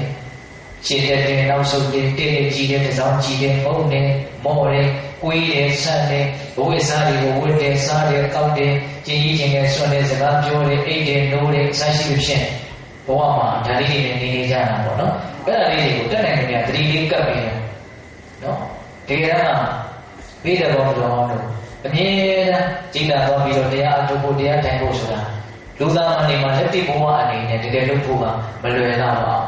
တော့တစ်နှစ်မှာတစ်ခါတော့ကြည်လာဆိုတော့ဝိညာဉ်မှာဝင်နိုင်တာပါဟုတ်ရဲ့လားအဲ့တော့ကိုယ့်ရဲ့ဘဝနေစဉ်အခါလေးမှာနေစဉ်ဒီလိုလေးကိုကသတိလေးကပ်ပြီးတော့အာယုလေးပြုတ်ပြီးတော့ဒါအလွန်တန်ဖိုးကြီးတဲ့အလုပ်လို့နားလည်မှုနဲ့ခန္ဓာရဲ့အကြောင်းကိုသိတဲ့အလုပ်ပေါ့နော်သတိလေးကိုရှိပြီးတော့ကြိုးစားအထုတ်ပဲဆိုလို့ရှိရင်တဖြည်းဖြည်းနဲ့သွားပါဗျာခရီးရောက်နော်အဲ့လိုမျိုးတရားမှတော့ပြည့်လို့အကျိုးကျေးဇူးအများကြီးရှိနိုင်မို့လားရှိနိုင်တယ်ဟုတ်လားအဲ့လိုနည်းနဲ့ဦးဇင်းတို့နောက်ဆုံးဝေဒနာရဲ့အကြောင်းစိတ်ရဲ့အကြောင်းနော်အတူရဲ့အကြောင်းမိမိခန္ဓာမှာဖြစ်ပေါ်နေတဲ့ဒီသဘာဝတရားတွေရဲ့အကြောင်းကိုများများသိရလေးလေးလောကကြီးရဲ့အကြောင်းကိုတဖြည်းဖြည်းနဲ့နားလည်လာပြီးတော့ရှော့တဲ့မှုတွေမကျေနပ်မှုတွေမသိမှုတွေဟာတဖြည်းဖြည်းနဲ့ညှော်နေသွားမယ်ပေါ့အဲ့လိုညှော်နေသွားတဲ့ဒီပူလောင်ရှုပ်မြဲတဲ့အရာညှော့သွားတော့အပူတက်တာသွားတာပေါ့ဆင်းရဲအောင်နှိမ့်ဆက်တဲ့အရာညှော့သွားတော့တဖြည်းဖြည်းချမ်းသာတာပေါ့ဆင်းရဲမှုနည်းသွားတာပေါ့ဒါကြောင့်ဘဝမှာဖြစ်နေတာတွေအကုန်လုံးဟာအကြောင်းအကျိုးသဘောတွေကြီးပါပူလောင်စရာအကြောင်းတွေများရင်တော့ပူမှာပဲဆင်းရဲစရာအကြောင်းတွေများရင်တော့ဆင်းရဲမှာပဲဒီလိုကမှလာပြီးတော့ပူအောင်ရှို့တာမဟုတ်ဘူးဒီလိုကမှလာပြီးတော့ဆင်းရဲအောင်နှိမ့်ဆက်နေတာမဟုတ်ပါဘူးကိုယ်အကြောင်းနဲ့ကိုယ်ဆိုတာတကယ်မှန်တယ်နော်အဲ့တော့မပူရင်ဘူးဆိုရင်ပူစရာအကြောင်းတရားတွေကိုရောအောင်ကြိုးစားရမယ်မဆင်းရဲခြင်းဘူးဆိုရင်နှိမ့်ဆက်မဲ့တရားတွေကိုရောအောင်ကြိုးစားရမယ်ပေါ့နော်ဒါကြောင့်ပြည့်တဲ့ဘောဓတော်တို့ငြိမ်းအေးစွာဘဝနေနည်းများဆိုပြီးတော့ဒါနံပါတ်1အရေးအကြီးဆုံးနဲ့အဓိကအကြံဆုံးအကျဉ်းပြန်ဆုံးတရားကဘာလဲလို့မေးရင်သတိပဋ္ဌာန်တရားပါပဲတတိထားပါမမိမလျော့ဘောမစနေပါမိမိခန္ဓာရဲ့အပေါ်မှာတက်နေမြတ်သတိလေးကပ်ပြီးတော့သတိလေးထားပြီးတော့နေတဲ့အနေချင်းကိုပြုစုပြောထားပါအဲ့ဒါဆိုရင်ကိုယ့်ရဲ့ဘဝတဖြည်းဖြည်းနဲ့အတိအကျလေးမြင့်မားလာပြီးတော့ငြိမ်းချမ်းမှုကိုရမယ်ပေါ့ဟုတ်ရဲ့လားအဲ့တော့ဦးဇင်းတို့ဒီနေရာမှာဟောမယ်လို့ပြောတဲ့သုတ္တရာအခုမှစပါဟုတ်လားအဲ့ဒီမှာဦးဇင်းတို့အေဂုတ္တပါဠိတော်စက္ကန့်၄ပါးမှာမဟာနာမသုတ္တံဆိုပြီးတော့ရှိတယ်အဲ့ဒါမဟာနာမင်းကြီးကမြတ်စွာဘုရားကိုရှောက်တာဗျအတိသုတ္တပါမဟာနာမင်းသားကြီးဆိုတာကတာကိဝေနကြီးမြတ်စွာဘုရားနဲ့ညီကိုတပါးဝဲတော်ပါတယ်အဲ့ဒါမြတ်စွာဘုရားကိုသူကဘယ်လိုရှောက်တော်ဆိုတော့မြတ်စွာဘုရားတဲ့အရိယာဘက်ကိုရာပိတာဖြစ်ကြတယ်အရိယာပုဂ္ဂိုလ်တွေကဘဝမှာဘယ်လိုနေခြင်းဖြင့်အနေကြကြပါသလဲတဲ့ဒီမိကုံလေးနော်လောကကြီးမှာအရိယာပုဂ္ဂိုလ်တွေကဘယ်လိုနေခြင်းဖြင့်အနေကြပါသလဲသစ္စာလေးပါးကိုထုတ်လွှင့်ပြီးတော့သိမြင်ပြီးသားနိဗ္ဗာန်ချမ်းသာကိုမျက်မှောက်ပြုပြီးသားတကယ်အရိယာတော်ကောင်းကြီးတွေကသူတို့ဘဝမှာဘယ်လိုနေသွားကြသလဲဒါမေးတာဒါကိုမေးတဲ့ဘောတော်တို့အရင်ကတည်းကကိုဟောသူရောနာသူရောအလုံးကုထုရှင်တွေပါဟုတ်လားဘာလို့ဒီလိုတန်တွေကိုနားပြီးဖို့လိုအပ်တယ်အတူယူပြီးတော့နေနိုင်ဖို့ဆိုတဲ့ရည်ရွယ်ချက်နဲ့ဦးဇင်းတို့ပြောတာ။အရိယာသူတော်ကောင်းကြီးတွေတကယ်ဖြူစင်ကြတဲ့မြင့်မြတ်ကြတဲ့သူတော်ကောင်းကြီးတွေကဒီလိုနေရတယ်ကိုဆိုတဲ့စိတ်ကလေးနဲ့ကိုယ်လည်းပဲသူတို့ကိုအတူယူပြီးတော့သူတို့တော်ကြီးတော့မဖြစ်ဘူးပေါ့အတူယူပါလေဆိုမှတော့သူတို့လိုချွတ်ဆွတ်ကြီးတော့ဘယ်တူပါမလို့ဟုတ်လား။အဲ့လိုမျိုးအတူယူပြီးတော့နေမယ်ဆိုတဲ့စိတ်ကလေးနဲ့နော်ဒီမဟာနာမသုတ္တံကိုဆက်ပြီးတော့နာယူကြည့်မယ်ပေါ့နော်။အဲ့လိုမြတ်စွာဘုရားကိုအရိယာတော်ကောင်းကြီးတွေကဘယ်လိုနေရပါလဲလို့မေးတော့မြတ်စွာဘုရားကမဟာနန္တဲ့ဟောဒီလောကကြီးမှာအရိယာဘက်ကိုယံပိတာအရိယာပုဂ္ဂိုလ်တွေကအောက်မေ့ခြင်း6မျိုးအမှတ်ရခြင်း6မျိုးအဲ့ဒီလိုတရား6မျိုးကိုအောက်မေ့မှတ်ရပြီးတော့သူတို့နေနေတာနားလေတဲ့။နော်အဲ့ဒီအောက်မေ့ခြင်း6မျိုးကဘာလဲလို့ဆိုတော့နံပါတ်1ဘုရားရဲ့တတိ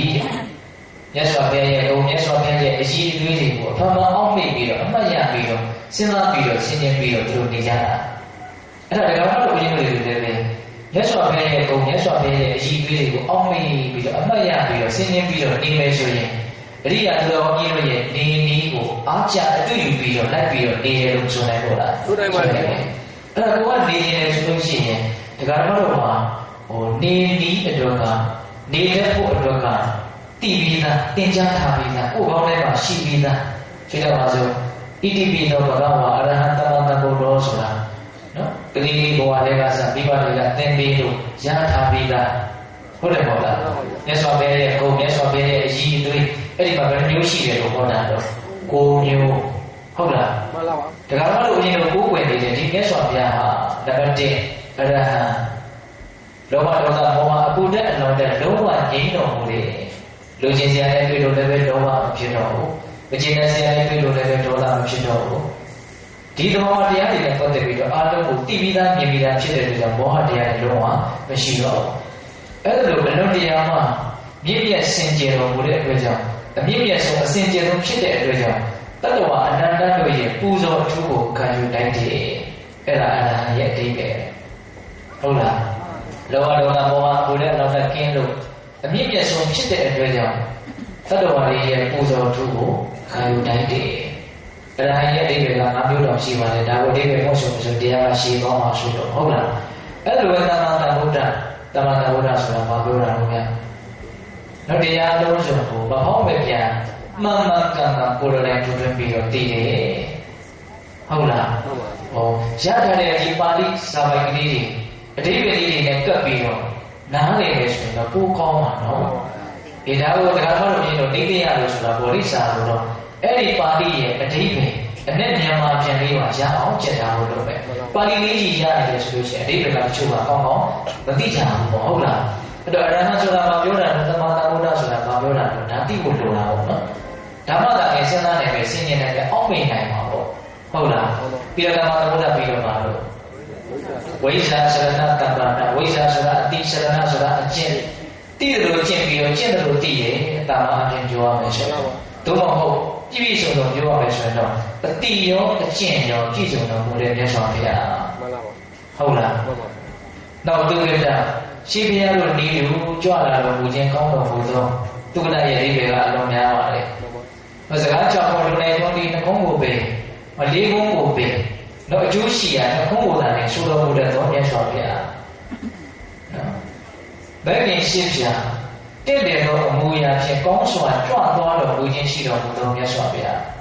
။တတ္တဝါတို့ဟာအကျိုးများသောဟုတ်မှန်သောစကားဟောကိုသာပြောဆိုတော်မူသောမြတ်စွာဘုရား။ဒါတုက္ကတာရဲ့အသေးပဲပေါ့နော်။နောက်လောကဝိလူတဲ့လောကကြီးခုလုံးကိုမှန်မှန်ကန်ကန်ခေစီသွင်းချအတွင်းချမ်းရှိအလုံးကိုတည်တော်မူမြင်တော်မူတဲ့မြတ်စွာဘုရား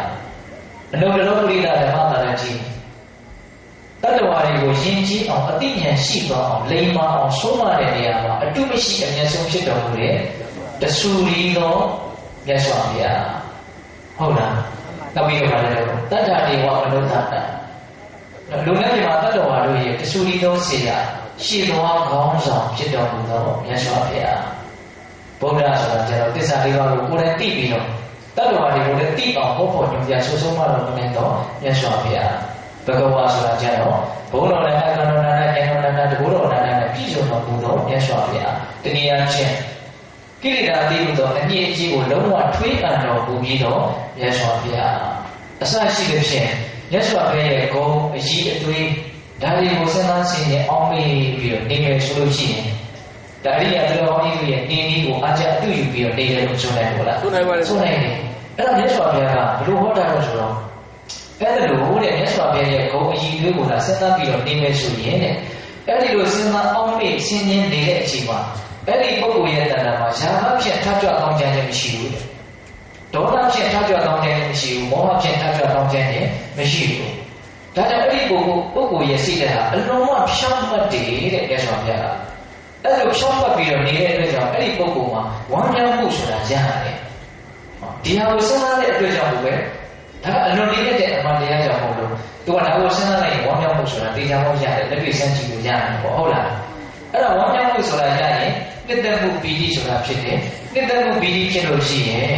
ငြိမ်းအေးမှုပတ္တိကိုရောစေရောငြိမ်းအေးပေါ့ဟုတ်လားအဲ့ဒီပတ္တိဖြစ်ပြီဆိုလို့ရှိရင်ဒုက္ခအကုန်လုံးချမ်းသာတယ်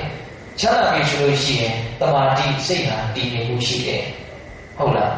အဲ့လိုတည်ငြိမ်နေတဲ့ပုဂ္ဂိုလ်တဲ့မြတ်စွာဘုရားရဲ့ဂုဏ်ကျေးဇူးကိုစဉ်းစားဆင်ခြင်တဲ့ပုဂ္ဂိုလ်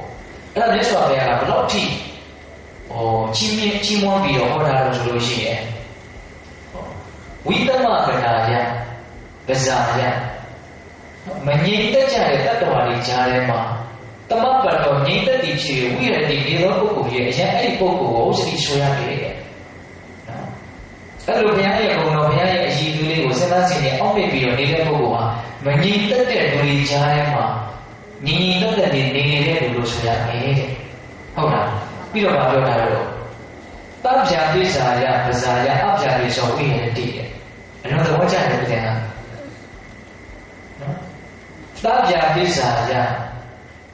ကိလေသာတရားတွေဖြင့်သုဘဘာပြောခဲ့တဲ့ရာဂဒေါသမောဟတရားတို့ဖြင့်ပူလောင်ပင်ပန်းဆင်းရဲပြီးတော့နေကြတဲ့ပဇာယတတ္တဝါတွေထဲမှာအပြပိစာယအပြပိစောနော်ဆင်းရဲခြင်းမရှိသည်ဖြစ်ပူလောင်ခြင်းမရှိသည်ဖြစ်ဝိရတိနေရောပုဂ္ဂိုလ်ကြီးဝိသတိဆိုရမယ်ဘုရားရဲ့ဂုဏ်ဘုရားရဲ့အကြီးအသေးလေးကိုစဉ်းစားဆင်ခြင်နေတဲ့ပုဂ္ဂိုလ်ဟာမငြိမ်သက်တဲ့လူတွေကြားထဲမှာငြိမ်သက်တဲ့နေတဲ့လူလို့ဆိုရမယ်နော်ကိလေသာတရားတို့ဖြင့်ပူလောင်ပင်ပန်းဆင်းရဲနေတဲ့တတ္တဝါတွေထဲမှာသူဟာပူလောင်ပင်ပန်းဆင်းရဲမှုရှိပဲနဲ့ချမ်းသာတာနေနေတဲ့ပုဂ္ဂိုလ်လို့ဆိုရမယ်တဲ့ဘလောက်ဝမ်းသာတဲ့အားရတဲ့ကောင်းတော့ဟုတ်လားတရားပေးတဲ့ကောင်းတော်တို့ငြိမ်းချမ်းစွာနေနည်းမြတ်အဓိကကြတာကတော့တတိပဋ္ဌာန်ဘာဝနာတရားတတိတရားနဲ့အပမာဒနဲ့မမေ့မလျော့နေရတယ်ပေါ့သို့တော့အငြင်းတည်းကြီးအဲ့လိုနေနိုင်ဖို့ကလည်းမလွယ်သေးဘူးပေါ့ဦးဇင်းတို့ကလည်းမလို့ဥထုစင်နေပါဟုတ်လားအဲ့ဒီတော့အချမ်းဉာဏ်တရားနေနဲ့ဩရိယတော်ကြီးဒီလိုနေသွားကြတယ်ဆိုတာလေးကိုလည်းစဉ်းစားဆင်ခြင်ပြီးတော့နံပါတ်1ဗုဒ္ဓဘုဒ္ဓတိဘုရားရဲ့ကိုဘုရားရဲ့အကြီးအသေးကိုစဉ်းစားဆင်ခြင်ပြီးတော့ကျမ်းမာကနေပြရမယ်နောက်နံပါတ်1နေတဲ့နေ့ကျတော့ပြောတာတော့ဓမ္မဒုတတိတို့တရားတော်ရဲ့ကိုအကြီးအသေးဒါကလည်းအလုံးမအားရစရာကောင်းတယ်။ဘုရားဘာသာဖြစ်ရတာဒီတရားရဲ့ကိုယ်ကိုစဉ်းစားကြည့်ရင်ဘိုးတော်ဟောကျင့်တဲ့စရာကောင်းတယ်။ဘာဖြစ်လို့လဲ။တို့တရားရဲ့ကိုယ်လေးကိုတစ်ချက်တော့စဉ်းစားကြည့်တာပါ။သွက်ခါတော်ဘဂဝတာဓမ္မောတတိတိကောအာဂတိကောအိပတိကောဩပတိကောပိစ္ဆဒံဝိရိယဘောဝိညုဟိ။မြတ်စွာဘုရားဟောထားတဲ့တရားတော်တွေပရိယံပူရိယံနိဗ္ဗာန်ဆိုတဲ့ဒီတရားတွေဟာနံပါတ်1သွက်ခါတာ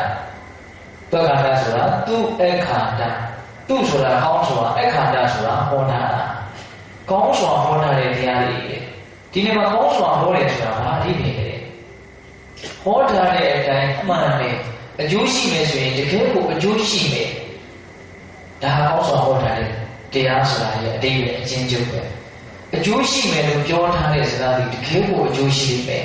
မမှန်မကန်ပြောထားတာမဟုတ်ဘူးပေါ့ဟုတ်ရဲ့လားအေးဒါကြောင့်မြတ်စွာဘုရားရဲ့တရားဒီဒုက္ခတကောင်းကောင်းဟောတာလား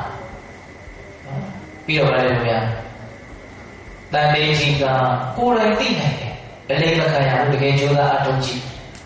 လက်တွေ့သိနိုင်တယ်ကိုယ်တိုင်သိနိုင်တယ်တန်လေးကြီးကဟုတ်ရဲ့လားတကယ်လို့ရင်တကယ်ချမ်းသာပါလားဆိုတာကိုသူများအပြောလောက်နဲ့ကိုယ်မှရက်ထားရမလို့ကိုယ်တိုင်သိနိုင်တယ်နော်ပြီးတော့လည်းတော့အာဂါလိကအခုလုပ်လို့ရှိရင်အခုချမ်းသာတယ်အချိန်ဆိုင်ကိုဒါအချင်းချင်းပြောတာပါအဂါလိကဂုံထိုက်တာကမိဉ္ဉံရဲ့တဘာဝကိုရည်ရွယ်ပြီးတော့ပြောတာမိဉ္ဉံဆိုတာကအခုမိဉ္ဉံရလိုက်တာနဲ့ပူဉ္ဉံနဲ့ပြီးတော့ရတယ်အချိန်မဆောင်ဘူးနောက်မှကျတော့နောက်တနာရီနေမှချမ်းသာပဲအဲ့ဒီလိုမဟုတ်ဘူးအခုမိဉ္ဉံဖြစ်လိုက်တာနဲ့အခုတော့ရှောက်ပူဉ္ဉံတိုင်းရတော့ရှောက်ချမ်းသာတယ်ကိုဆိုလိုတာအဂါလိကဆိုတာအဓိကဘုရားအဖြစ်ဒါပဲဉာဏ်လေးပါကိုပြောတာပြီးတော့ပါတယ်လို့များအေဟိပတိကာတဲ့အေဟိပတိကဆိုတာကျတော့မြင့်မြတ်လုံးလို့စင်ကြယ်လုံးလို့ချမ်းသာကြောင်းတရားတကယ်မှန်လို့မဟုတ်ကိုရင်းနှီးတဲ့ပုဂ္ဂိုလ်မြတ်တာရှိတဲ့ပုဂ္ဂိုလ်တွေကိုပြောသလားကိုနားထောင်ပဲလို့ထင်ရတဲ့ပုဂ္ဂိုလ်တွေကိုလာစမ်းမှာကြည်စမ်းမှာလုပ်ကြည်စမ်းမှာလက်တွေ့လုပ်ကြည်စမ်းမှာလို့တိုက်တွန်းတဲ့တရားဖြစ်တယ်တဲ့ဘလို့အဘာကချက်ရှိတော့ကောင်းလုံးလို့သူများကိုဖိတ်ခေါ်တိုက်တယ်ဆိုတဲ့အဓိပ္ပာယ်ပြောတာအေဟိပတိကပြီးတော့လည်းတော့ဩပါနေကဩပါနေကဆိုတာကျတော့ပိုးတော်အားရတယ်ပါပဲတကယ်ချမ်းသာကြောင်းတရားမှန်လို့ကောင်းလို့ကိုယ့်ရဲ့အတွင်းတန်မှာအမြဲတမ်းဆောင်ထားတဲ့ဒါကတည်းကဒီဩပါနေကမိမိကဒီတရားကိုမိမိတန်တာမှာဖြစ်အောင်လုပ်သုံးအားဖြင့်ဆောင်မယ်ဆိုရင်ဒီတရားကမိမိကိုဆင်းရဲကနေထုတ်ဆောင်ပြီးတော့ချမ်းသာခြင်းကိုပို့ဆောင်နိုင်တယ်တဲ့ဟောဆောင်တယ်ဆိုတဲ့စကားလုံးလေးတွေနဲ့ပဲသုံးနှုန်းတာပါဩပါနေကတရားကိုယ်ကဆောင်ထားမယ်ဆိုရင်ဒီတရားကပဲကိုယ့်ကိုဆင်းရဲခြင်းကနေချမ်းသာခြင်းတွေကိုဆောင်သွားနိုင်မယ်တနည်းအားဖြင့်ဘုံမြန်လို့အကောင်းဆုံးအရာဖြစ်တဲ့အတွက်ကြောင့်ကိုယ့်ရဲ့အတွင်းတန်မှာအမြဲတမ်းဆောင်ထားနိုင်တယ်ဩပါနေကနော်ပြီးတော့လည်းဘုရားပိဿဒဝိရိယဘောဝိညုဟိအဲ့ဒါကြတော့မှာပြောတော့ပင်ကိုအတိညာဓက္ခဉာဏ်ပညာရှိတဲ့လူတွေမှာဒီတရားရဲ့အရာကိုသိနိုင်တာမြင်နိုင်တာတရားဆိုတာ ဉာဏ်ပညာအရင်အပြီးမပါတဲ့ပုဂ္ဂိုလ်တွေနဲ့သိပြီးတော့မသိနိုင်မမြင်နိုင်ဘူးဒါကလည်းပေးတဲ့ဘောတော်တို့လောကီတို့လည်းစဉ်းစားကြည့်ပေါ့အလွန်တန်ဖိုးကြီးမားတဲ့ဥစ္စာပစ္စည်းဆိုတာအလွန်အဆင့်တန်းရှိတဲ့လူတွေမှာသုံးဆောင်နိုင်တာပါဟုတ်တယ်မဟုတ်လားဒါလောကီတို့လေးပြောတာနော်အဲ့လိုတရားအရာတာကိုသိဖို့ဆိုတာကြတော့လက်စွာဘုရားကဘာရှိရပါလဲတော့ပညာရှိရတယ်ဉာဏ်ရှိရတယ်အသိရှိရတယ်သိနိုင်တဲ့ဆွမ်းအားရှိတဲ့ပုဂ္ဂိုလ်တို့ဒီကဒီတရားအရာတာဆိုတာသိနိုင်တာသိနိုင်တဲ့ဉာဏ်ပညာမရှိတဲ့ပုဂ္ဂိုလ်တွေဘယ်လိုမှမသိနိုင်ဘူးဒါကတော့အရင်တော့မှတကယ်တမ်းကြိုးစားအထုတ်မယ်ဆိုရင်သိနိုင်တဲ့ဉာဏ်ကရှိတယ်ဘာလို့ဆိုပင်ကိုလက်ခံဉာဏ်လေးကပါပြီးသားဟုတ်ရဲ့လားဒါကြောင့်ပေးတဲ့ဘောတော်တို့တရားတော်ရဲ့အဲ့လိုကိုအည်လေးကိုစဉ်းစားဆင်ခြင်မယ်ဆိုလို့ရှိရင်လည်းအရိယာတော်ကြီးရဲ့နေကြီးကိုအားကြတွေ့ယူပြီးတော့နေနေတယ်လို့ဆိုနိုင်မို့လားဆိုနိုင်တယ်အဲ့လိုတရားရဲ့ကိုအည်လေးကိုစဉ်းစားဆင်ခြင်နေတဲ့အချိန်မှာဇာမဒေါသဘောအထက်ကြွတောင်းတဲ့ခြင်းမရှိဘူးတဲ့စိတ်လုံးကအလုံးရှောင်းတယ်ဒါကြောင့်ဝမ်းမြောက်မှုကိုရမယ်နှစ်သက်မှုကိုရမယ်ငြိမ်းအေးမှုကိုရမယ်ချမ်းသာမှုကိုရမယ်တည်ငြိမ်မှုကိုရမယ်နော်ပီတိပတ္တိဒုက္ခသမာဓိဒါကိုကျွန်တော်ပြောသွားတာပါဟုတ်လားအဲ့လိုမျိုးတည်ငြိမ်ချမ်းသာတာနေနေတဲ့ပုဂ္ဂိုလ်တရားမှာမငြိမ်သက်တဲ့လူတွေကြားထဲမှာမငြိမ်သက်တဲ့တတ္တဝါတွေကြားထဲမှာငြိမ်ငြိမ်သက်သက်နေနေတာရှင်းရဲပူလောင်နေတဲ့တတ္တဝါတွေကြားထဲမှာချမ်းသာတာ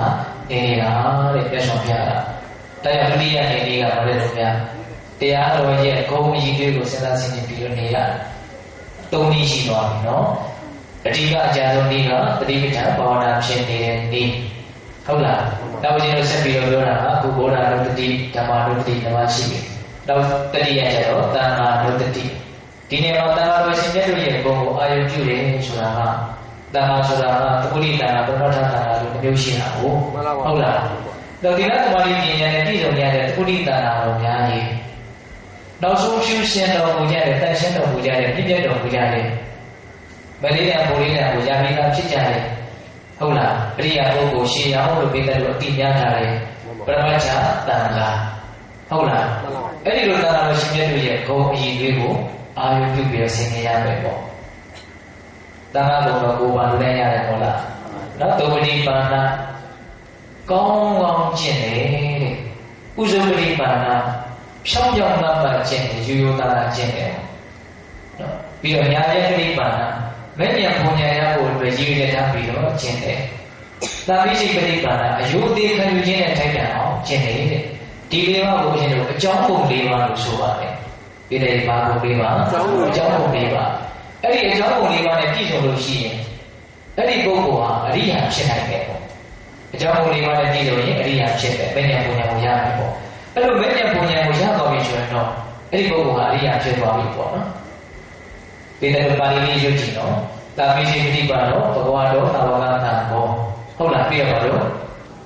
ယရိညာသတ္တရိပုရိသယုဂတိအထပုရိသပုဂ္ဂလာဟုတ်လားအဲ့ဒါကဘာပြောတာလဲဆိုတော့မဲ့ဉာဏ်ပုံဉာဏ်ကိုရသွားလို့ပြည့်ပြည့်စင်ကြယ်ရတဲ့အရိယာပုဂ္ဂိုလ်ရှိရဟုတ်အဲ့လိုအရိယာဖြစ်သွားပြီဆိုလို့ရှိရင်အာဟုနေရောပါဟုနေရောဒက္ခိနေရောအစတိကရဏီရောလောကဓာတ်ပုံဉာဏ်ခိတ္တလောကတာဟောဂုဏ်တော်၅ပါးအဲ့ဒါကျတော့ဦးဇင်းတို့အကျိုးကို၅ပါးလို့ဆိုတယ်အာဟုနေရဆိုတာကမြင့်မြတ်လို့စင်ကြယ်လို့အရင်ဝေးကဝိတုပစ္စည်းတွေကိုတော့ယူဆောင်ပြီးတော့ထူရာတန်းတာကိုခံယူနိုင်တယ်။ပါဟုနေရဆိုတာကျတော့အဲ့ဒီတော့ထားတဲ့ဝိတုပစ္စည်းတွေကိုတော့လူခံယူခြင်းကထိုက်တယ်။ဒက္ခိနေရဆိုတာကျတော့တမန်တော်ကကောင်းကျိုးအတွက်ရည်ရွယ်ပြီးတော့ထူရရတဲ့လူနာဝတ္ထုကိုခံယူခြင်းကထိုက်တယ်။အစ္စရိကရဏီယဆိုတာကျတော့လက်အုပ်ချီဖို့ရှိခိုးခြင်းကိုခံယူနိုင်တယ်။အနုတ္တရဘုရားတိတ္တလောကတာဆိုတာကျတော့လောကကြီးတစ်ခုလုံးရဲ့ကောင်းမှုတည်ဟူသောမျိုးစေ့ကိုစိုက်ပျိုးခြင်းချရာလေယာမြေကောင်းတစ်ခုဖြစ်တယ်တဲ့။နောက်လူကပုဂ္ဂိုလ်ကတကယ်တန်ရှင်းစင်ကြယ်ပြီဆိုလို့ရှိရင်တော့တစ်စုံလောက်ကျင်းလိုက်တာလည်းတစ်လဲလောက်ရမယ်ဆိုတဲ့အဓိပ္ပာယ်ပေါ့နော်။ဒီတရားမိတဲ့ကောင်းတို့တော့တန်ခါတော်ရှင်မြတ်တို့ရဲ့ကိုယ်ကိုအဲ့လိုစဉ်းစားဆင်ခြင်မယ်ဆိုရင်လည်းသို့တော်ကပြောခဲ့တယ်လို့စိတ်နှလုံးမှာယာဂဒေါသမောဟတောင်းကျမ်းတဲ့သဘောမရှိဘူး။နော်။ဝမ်းမြောက်တဲ့သဘောတက်တဲ့သဘောအေးချမ်းတဲ့သဘောချမ်းသာတဲ့သဘောတည်ငြိမ်တဲ့သဘောတွေဖြစ်ပြီးတော့မငြိမ်သက်တဲ့လောကကြီးမှာငြိမ်သက်တဲ့သူနေနေတာလောကကြီးကတော့မငြိမ်သက်ဖြစ်နေတာလောကကြီးရဲ့ဘာဝပဲဒီတိုင်းတော့ပြောခဲ့ပြီနော်တဘောလောကောအာဒီပိတောလောကကြီးကိုမှရင်းရင်းကြောင်ကြောင်တောင်းနေတာတရိယာတော်ကြီးရဲ့အမြင်မှာလောကကိုအဲ့လိုပဲမြင်တယ်နောက်သက်တော်တွေဆိုတာ ပူလောင်နေတဲ့သဘောပင်ပန်းနေတဲ့သဘောဆင်းရဲနေတဲ့သဘောပဲဟုတ်လားပူလောင်မှသိတာနဲ့မသိတာဒါပဲကွာသဘောပေါက်ရတာပဲဒါကြောင့်ကိုကဒီလိုလေးစဉ်းစားဆင်ခြင်မှတ်ရပြီးတော့ပြည့်ပြည့်မြတ်မြတ်နေနိုင်မယ်ဆိုလို့ရှိရင်တော့မငြိမ်သက်တဲ့လောကကြီးမှာငြိမ်ငြိမ်သက်သက်နေရရောက်တယ်ပူလောင်ဆင်းရဲပင်ပန်းတဲ့လောကကြီးမှာငြိမ်ငြိမ်ချမ်းချမ်းချမ်းချမ်းသာသာနေရရောက်တယ်ပေါ့နောက်ရင်တို့ဒီမှုမြောက်နေပြီးအဲ့ဒါကြတော့ဘာပြောတာလဲဆိုတော့သီလနုတ္တိတဲ့ကိုယ့်ရဲ့ကိုယ်ချင်းသီလဖြူစင်ဖို့ကိုပြန်လည်ပြီးတော့စဉ်းစားဆင်ခြင်တာအထူးသဖြင့်၅ပါးသီလပါပဲငါဘလို့အကြောင်းကြောင့်အတူတက်ကိုမှဘယ်တက်တော်ရဲ့တက်ကိုမှမတက်ဘူးအာရဆရာကောင်းလိုက်တာဆိုတဲ့သဘောဟုတ်လားအဲ့လိုပဲ၅ပါးသီလကိုတစ်ပါးချင်းစဉ်းစားဆင်ခြင်ရတယ်ဒီနေရာမှာဥပဒေထားရရှိတာကကိုကအကယ်၍သီလမပြည့်စုံဘူးမစင်ကြယ်ဘူးမတန်ရှင်းဘူးဆိုရင်စင်ကြယ်လို့ရမှာလားမရနိုင်ဘူးဒါကြောင့်အဲ့ဒီသီလလို့တိဘာဝနာကိုဖြစ်ချင်တယ်ဆိုရင်ပထမအတိုးတက်ချင်တယ်ဆိုရင်အရင်ရှိဖို့လိုမယ်ဆိုတဲ့အဓိပ္ပာယ်ပြောဟုတ်လားသီလလို့တိဘာဝနာကိုရနိုင်တယ်ဆိုရင်ပထမသီလရှိရတယ်ဒါကြောင့်ပြီးတော့ဒါလေးကိုတော့လည်းဦးစားပေးပြီးတော့အရင်ကတိုက်တွန်းခြင်းပါတယ်ကိုမစင်ကြယ်သေးဘူးဖြူစင်သေးဘူးဆိုရင်လည်းငါတပတ်အတွင်းတော့ဘလို့အကြောင်းကြောင့်မှချင်းကလေးဒီကိုလေးကစားမတတ်ဘူးဟုတ်လားအဲ့လိုမျိုးဒိဋ္ဌံပြီးတော့ဘာမှသီလကိုအပြောင်းအကြမ်းမရှိရအောင်ထိန်းသိမ်းကြည့်ပါဘလို့ကြည်နှံ့မှုရမလဲဆိုတာကိုလည်းသိနိုင်တယ်ပေါ့ဟုတ်လားအဲ့လိုလေးထိန်းသိမ်းပြီးတော့စင်ကြယ်ကြည့်စဉ်းစားကြည့်မြတ်စွာဘုရားပြောထားတဲ့အဲ့လိုကိုယ့်ရဲ့ကိုယ်ချင်းသီလကိုစဉ်းစားနေတဲ့အချိန်မှာရာဂဖြင့်ဒေါသဖြင့်မောဟဖြင့်ထပ်ကြွကောင်းခြင်းမရှိဘူးဆိုတာလေဟုတ်မဟုတ်ကိုယ့်ကိုပဲအဖြေရှာကြည့်နိုင်အောင်ကြိုးစားကြည့်ပေါ့နောက်လည်းရပါဗျာတဏှိတိကဆိုတဲ့အတိုင်းလက်တွေ့မသိနိုင်ဘူးလားသိနိုင်တယ်တရားတွေဆိုတာတွက်ခါတာပေါင်းဟောတာဟုတ်လားအဲ့တော့ဒီလိုသီလလို့သိဆိုတာအဲ့ဒါပဲကိုယ့်ရဲ့ကိုယ်ချင်းသီလကိုပြန်လဲစဉ်းစားဆင်ခြင်ပြီးတော့ဖြူစင်တော့အရင်ကျင့်သုံးထားဖို့လိုပဲပေါ့နော်ဒီဒါပဲပြုကျင်ဆိုတာမြေထာဝရဖြူစင်တန်ရှင်းမှပြီးတော့အမခံတော့မရသေးဘူးပေါ့အဲ့တော့ကိုကလဲကျသွားမယ်ဆိုရင်တော့ပြန်ပြီးတော့ထားရမှာပဲညစ်ပြီးသွားပြီဆိုတော့ပြန်ပြီးတော့လျှော်ဖို့ရမှာပဲဒါကတော့ဝိတ္တိပါရင်ပြစ်သွားတယ်ဆိုရင်မလျှော်ဘဲနဲ့ဒီနေ့ပြစ်ပြီးတော့အဖိုက်ပုံပြစ်လိုက်တာလားမပြစ်ပါဘူးလျှော်ပြီးတော့ဝင်ရမှာပေါ့ဟုတ်တယ်မလားအေးဒါကြောင့်ပြည့်တော့ကောင်းတယ်တော့တီလဆိုတာကိုတစ်ဆင့်ပြီးတစ်ဆင့်ကြိုးစားအထုတ်ပြီးတော့ဖြူစင်အောင်ကြိုးစားခြင်းဖြင့်နောက်ဆုံးတီလလို့ဒီပါဝနာကိုမပွားများနိုင်တဲ့ပုဂ္ဂိုလ်ဖြစ်အောင်ကြိုးစားရမယ်ဒါပေမဲ့ဒီဘုံမြောက်ငြင်းရေးစွာနေပြီးဟုတ်လားပြီးတော့ပါဆက်ပြောတော့ဗျစာဘာနုတ္တိတဲ့ကိုယ့်ရဲ့ဆွတ်လွတ်နိုင်တဲ့အနေအထားကိုပြန်ပြီးတော့စဉ်းစားဆင်ခြင်တာနားလည်တဲ့အောင်ပြောရရင်တော့ကိုပြုတဲ့ဒါနမှုလေးတွေနဲ့ပတ်သက်ပြီးတော့စဉ်းစားတာငါအဲ့ဒီတော့မှနှမျိုးဝင်လို့ရင်းဆိုတဲ့မစ္စည်းရအရေးကြီးကိုပြောင်းရှင်းအောင်ရှင်းပြပြီးတော့ငါဆွတ်လွတ်နိုင်ခဲ့တယ်ထူထမ်းနိုင်ခဲ့တယ်တစ်ဖက်လူကောင်းအောင်ငါလုပ်နိုင်ခဲ့တယ်ဟုတ်လားအဲ့လိုမျိုးကိုယ့်ရဲ့ဆွတ်လွတ်မှုဆွတ်ကျဲမှုပေးကမ်းမှုကိုပြန်လည်စဉ်းစားဆင်ခြင်ခြင်းဆိုတဲ့အလုပ်မှာပဲပေါ့မတွေ့နဲ့တော့သူ့ကိုလည်းဒီယူမြတ်စွာဘုရားဟောတာဟုတ်လားအဲ့လိုကိုယ့်ရဲ့ဒါနကောင်းမှုကိုစဉ်းစားနေတဲ့အချိန်မှာဇာဘဒေါသမောဟထကြွကောင်းကြတဲ့သဘောဖြစ်ဖို့မဖြစ်ဘူးတဲ့နော်စိတ်လုံးမှာဝမ်းမြောက်မှုနေတဲ့မှုငြိမ်မှုချမ်းသာမှုတည်ငြိမ်မှုဒါတွေရဖို့ရတယ်အဲ့ဒီလိုဤအားဖြင့်မငြိမ်တဲ့တ attva တွေထဲမှာငြိမ်သက်အောင်နေပြီးသားဖြစ်တယ်ပူလောင်နေတဲ့တ attva တွေထဲမှာငြိမ်အေးအောင်နေပြီးသားဖြစ်သွားတယ်ဇာဘဒုတ္တိမကောင်းဘူးလား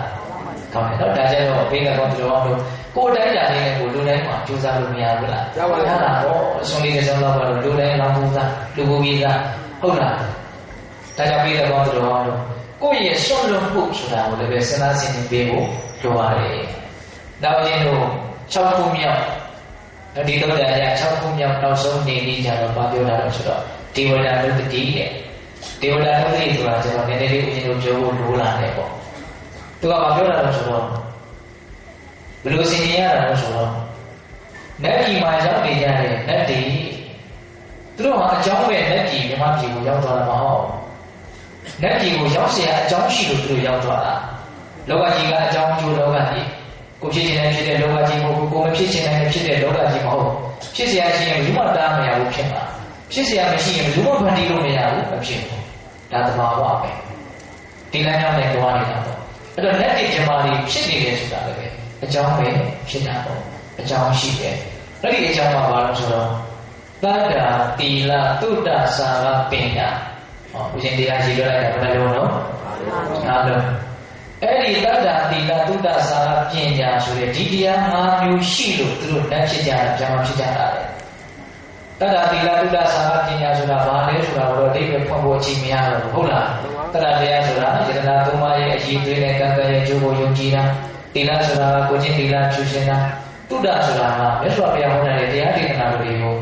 Kejahatan yang berhutang biar jisi orang sibuk dan tidak ada. Sama saudara, sungguh sungguh dia saudara. Jika nama bahawa sinar dia bawa sibuk.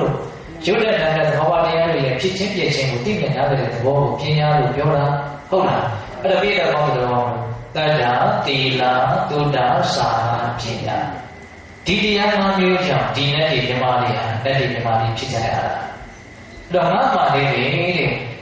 lo nanti yang jom dia sini. Tada tila tu dah salah kian sudah tidur dia di sini balik.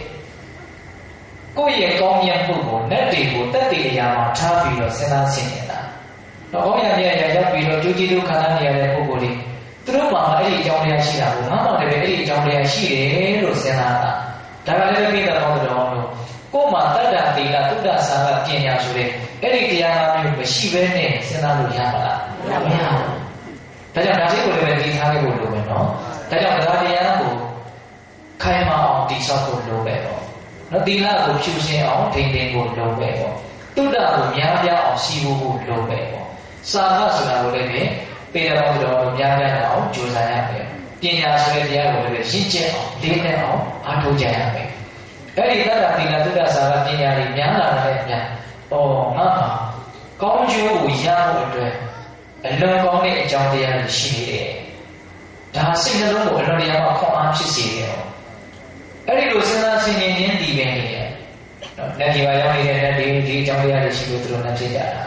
Terus mama di jauh dia di sini aku baru, mama di sini baru tu. Sini ni amsi. Jangan lupa mama tak jual kau jadi tu di cima, siu. Wanita musuh tu. Dia musuh itu, ni ilmu, cara mu, tinggi musuh. TV ni pada itu kata bagi dia ada macam. Ini luasnya sini biar dia di mana. Bini dia loga jima, ni dia awak ni lah. Pulang luasnya dia sini dia loga jima, dia awak ni lah. Tapi kita bawa bahan yang juga syau, biasa dia. Beri yang terlalu ni, aku ini yang ni sudah demo, dia hotel itu dan terlalu siapa ni sudah demo. Pada senang sini biar.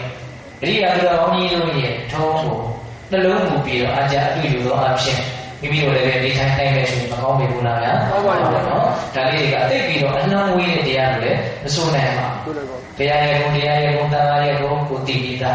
Hola, buat apa sih biar, tu biar, tu berpilu tadi. Dengan pada ujian itu mah, kunci juga makan saya. Hola, pada ujian tiga ada cuci yang juga ada bodoh, dapat senang sini ujian. Sama dia sudah, tapi dia sudah bilang. Dengan TV dia jadi kita dia dulu itu bercepat. Hola, ujian itu dia dah beri cukup sudah. Pada tiga tu dah salah punya siapa, yang juga siapa memang. Hola, dia dulu kau mah, asyik kau punya murid di tahun dia dari kau punya senang sini ada. Saya sudah, ni ada ayu, tenai, ni ada demo, siapa ada? Oh ya lah, ada bawa sudah, ni ada ayu sudah, biar jika di juga ada bawa sih. Yang tu apa dulu ayu ni bentuk jalan. Jauhnya ni nanti sih ayu ni bentuk jalan. Bawa jemaah balik sini, suami saya ayu ni sini. Terbawa mencari bisa, berjaya punya ayu ni sini. Doa jika bawa jauh ni, ngaji siapa ni? Kalau di rumah tu yang ni nak doa sini bersih, doa hijau mah si mama. Oh ya, ada doa jima, doa yang ni bersih, balik bersih ni. Kau aku ayu ni aku, ni nak bersih, kau memula. So mah, jika asyik jogi ni iswa ni kalau terima kawan. Kalau tu mah, belum ayu ni bersih tu mah terima video ni macam ni lah. Ayu tu mah video jangan lepas tu mah. Belum ada website ni, ada website cara website tu ada ribet hamil tu lah. Jika nama website cara website, saya website tu ada ribet hamil. တိထားတော့ဖြစ်သူကမမကတိသွားမှာပဲတော့ဟောရတာဒီသတိတရားရဲ့အဖြစ်ချုပ်ကအာယုံကိုသူပါမှာကွန်ထရိုးပြောင်းလဲမလုပ်တွေ့တဲ့များမြင်တဲ့များကြားတဲ့များဒါကိုအမှန်ကန်သိအောင်လည်းသူစူးစမ်းသူကအလွန်မြင့်မြတ်တော့အဆင့်အတန်းမြင့်တဲ့နေနေပါဒါပေမဲ့သောတော်ပြောတဲ့၆လေးကတော့အဆင့်အတန်းမြင့်တဲ့နေနေလို့ဆိုလိုတာမဟုတ်သောတော်ပြောတာလေလိုအပ်တာလိုအပ်လို့မို့မြတ်စွာဘုရားဟောတာမှန်လားပါဟုတ်ရဲ့လားအဲ့တော့ဦးဇင်းတို့တော့ပြောလိုက်တဲ့၆လေးကတော့အာယုံကိုမြင့်မြတ်အောင်မြင့်မြတ်တဲ့အာယုံကိုရွေးချယ်ပြီးစိတ်ကိုနေရာချပေးတာမဆိုနိုင်ဘူးလားဆိုနိုင်ပါလေဒီလက်တွေ့ကြတဲ့အဲ့လိုလေးသဘောပေါက်စီနေတယ်ဟုတ်လားဒါကြောင့်လေးတော်တို့မြတ်စွာဘုရားရဲ့ဂုဏ်ကိုသိဖို့အတွက်လေးလာရအောင်ပဲသင်ရအောင်ပဲသင်ထားတာလည်းရှိပြီးသားပါဆိုတော့သတိပဋ္ဌာန်လေးလာကိုကြားတော့ဟောအာထုံဘောအာထုံတိကိုတော့သင်ရမှာပေါ့သို့တော့အာယုံကိုရှာတဲ့နေရာမှာကြားတော့ရှာတယ်ဟာမလို့တွေ့တဲ့အာယုံကိုအမှန်နဲ့သိအောင်ကြိုးစားဟုတ်ရဲ့လားဒါကြောင့်လေးတော်တို့ငြိမ်းအေးစွာနေနေ့ဒီကနေ့9နည်းလို့ဆိုရမှာနော်သတိပဋ္ဌာန်ဘာဝနာနဲ့နေတဲ့နေ့နဗုဒ္ဓရုပ်တိဓမ္မရုပ်တိသံဃာရုပ်တိသီလရုပ်တိစာရုပ်တိဒေဝတာရုပ်တိတဲ့ဟုတ်ရဲ့လားဒီတရားပိဋကဘောင်းတော်ဒီကနေ့ငြိမ်းစွာနေနေရလို့တရားကောင်းစဉ်လေးပေးပြီးတော့ပူလောင်ရှုပ်ထွေးတဲ့လောကကြီးထဲမှာအေးအေးချမ်းချမ်းရှင်းရှင်းလင်းလင်းနေနိုင်ဖို့ကြိုးစားအထောက်တဲ့နေရာမှာအထောက်ကိုပြုဖို့အတွက်ရည်ရွယ်ပြီးတော့ဒါကိုကျွန်တော်ပြောလိုက်ပါနော်ပြောခဲ့ပြီးသားတဲ့အကုန်လုံးကိုပြန်ပြီးတော့အပြည့်ချုပ်တယ်ဆိုလို့ရှိရင်ကိုဘောဟာဘလို့ဖြစ်နေတော့လောကကြီးကိုယ်လုံးဟာဘလို့ဖြစ်နေတော့လို့ပထမမကကအရင်သိရမယ်ဘလို့ဖြစ်နေတော့ဆိုတော့ပူလောင်နေတယ်အခုလူထားနေတယ်အလင်းအရောင်ကြောင့်တောက်တောင်နေတယ်မငြိမ်မသက်ဖြစ်နေတယ်တုံ့လွတ်နေတယ်ဒါအချင်းချင်းမှန်ပဲဟုတ်လားကိုယ်လည်းပဲအဲ့ဒီတိုင်းပဲဘာလို့အဲ့လိုဖြစ်နေတော့ဆိုတော့ဇာကဒေါသမောဟတရားတွေရှိနေလို့ဖြစ်နေတော့ဘယ်လိုဖြစ်တာဒါဖြင့်ဇာကဒေါသမောဟတရားတွေမဖြစ်အောင်ဘယ်လိုလုပ်မလို့တတိမရှိတဲ့အတွက်ကြောင့်မိမိတို့နေတဲ့အတွက်ကြောင့်ဇာကဒေါသမောဟတွေဖြစ်ကြရတာအခြေခံအကြောင်းတရားကိုကျွန်တော်ပြောတာဟုတ်လားဒါကြောင့်တတိရှိပြီးတော့အပ္ပမနာတရားနဲ့နေနိုင်ဖို့နံပါတ်1တတိပဋ္ဌာန်ဘာဝနာကိုပွားများရမယ်တော့တပ်ပြီးလို့ရတော့အမြဲတမ်းတတိပဋ္ဌာန်ဘာဝနာနဲ့နေနိုင်ဖို့ဆိုတာလည်းမလွယ်သေးဘူးဟုတ်လားအဲ့တော့ပြည်စုံသွားအောင်ဓမ္မအာနာပသုံးတန်အရာဘုရားရှင်ကိုရောမြတ်ကြီးရဲ့ဂုဏ်တရားတော်သံဃာတော်သီလဆွမ်းလွတ်မှုနော်ဒေဝတာဒုတိအစရှိတဲ့မြင့်မြတ်သောအာယုန်တွေနော်ဒီအပေါ်မှာမိမိရဲ့စိတ်ကိုအထိုင်ကလေးချပြီးတော့စဉ်းစားဆင်ခြင်ပြီးတော့နော်မငြိမ်းချမ်းတဲ့လောကကြီးမှာငြိမ်းချမ်းမှုနဲ့နေနိုင်အောင်ကြိုးစားရမယ်နော်ဆင်းရဲပူလောင်နေတဲ့လောကကြီးမှာချမ်းသာမှုအေးချမ်းမှုတွေနဲ့နေနိုင်အောင်ကြိုးစားရတယ်ပေါ့ဒါကြောင့်ဘေးကပေါင်းဘုရားတို့ဒီသတိပဋ္ဌာန်ဘာဝနာတရားများကိုဆွမ်းအားရှိမြတ်ဝါများအထုရင်းဖြင့်၎င်းဗုဒ္ဓဓမ္မသံဃာသီလစာရဒေဝတာအစရှိတဲ့မြင့်မြတ်သောအာယုန်တို့ကိုစဉ်းစားဆင်ခြင်သောအဖြစ်၎င်းဟုတ်ရဲ့လားမိမိရဲ့ဘဝကိုငြိမ်းအေးအောင်နေနိုင်ကြတဲ့သူတော်ကောင်းတွေဖြစ်ကြပါစေလို့အရှင်တို့ဆန္ဒပြုပြီးတော့ငြိမ်းအေးစွာနေနေရဆိုတဲ့တရားကိုမေတ္တာပို့ပြီးတော့ဆုံးဖြတ်ကြရအောင်နော်ဘောဟာဒုတဝမေငလာရကဒုတဝဒေဝတာတဗ္ဗဗုဒ္ဓနုဘာဝေနတရာဒုခိဝန္တုတိဘောဟာဒုတဝမေငလာရကဒုတဝဒေဝတာတဗ္ဗဓမ္မနုဘာဝေနတရာဒုခိဝန္တုတိဘောဟာဒုတဝမေငလာရကဒုတဝဒေဝတာတဗ္ဗသံဃာနုဘာဝေနတရာဒုခိဝန္တုတိဒီလိုမှတရားနာပိသမောင်တော်ဟောလို့စာတာအလုံးသောတတ္တဝါနန္ဒတို့အားဓမ္မမေယလောကီလောကကောင်းဆိုရမြတ်မေယလာဝဝတိဘဝတို့ကောင်းစွာမသိဖြစ်တော်မူကြပါစေတည်းဓမ္မနိဗ္ဗာန်နိမိတို့ကဘုမဆောင်ကျက်နေကြကုန်သောတတ်နိမိတို့ဒီမှာဆောင်ကျက်နေကြကုန်သောတတ်နိမိတို့သာသနိမိတို့ကမှာဆောင်ကျက်နေကြကုန်သောဉာဏ်နဲ့ကောင်းတဲ့ပေါင်းတို့ကလည်းပဲလက်ခံတို့ကောင်းစွာမသိဆောင်ရှုံးတော်မူနေကြပါစေတည်းသဗ္ဗဗုဒ္ဓနုဘဝေနခေငါဝါလူသေးစုမကပွင့်တော်မူကြ၏သူတို့ဒါပါဘုရားရှင်ကိုယ်တော်မြတ်တို့ရဲ့တကူတည်သောအာနုဘောတော်တို့ကြောင့်၎င်းသဗ္ဗဓမ္မနုဘဝေနဘေဒီယံဘုရိယနိဗ္ဗာန်တည်တည်သောသောရှင်သောတရားတော်မြတ်တို့ရဲ့ကိုယ်တည်သောအာနုဘောတော်တို့ကြောင့်၎င်းသဗ္ဗတံနုဘဝေနဘေကရာလေးယောပလကံလေးယောသောသောရှင်သောရိယတာရှင်မြတ်တို့နဲ့တဝါတေလဘုသမာတိကိုပညာတော်တို့နဲ့ပြည့်စုံတော်မူကြတဲ့တပုဒ္ဒိတံကအရှင်ကောင်းရှင်မြတ်ပေါင်းတို့ရဲ့ဝတ္တိဇောအနုဘောတော်တို့၎င်းတရားလေးယောညပါဘေကမဆိုင်ခြင်းရှိတိုင်းခြင်းရှိတိုင်း ဒုက္ခိကိုရှိကြပြချမ်းမှာချမ်းသာတဲ့ချီးကြကုန်သည်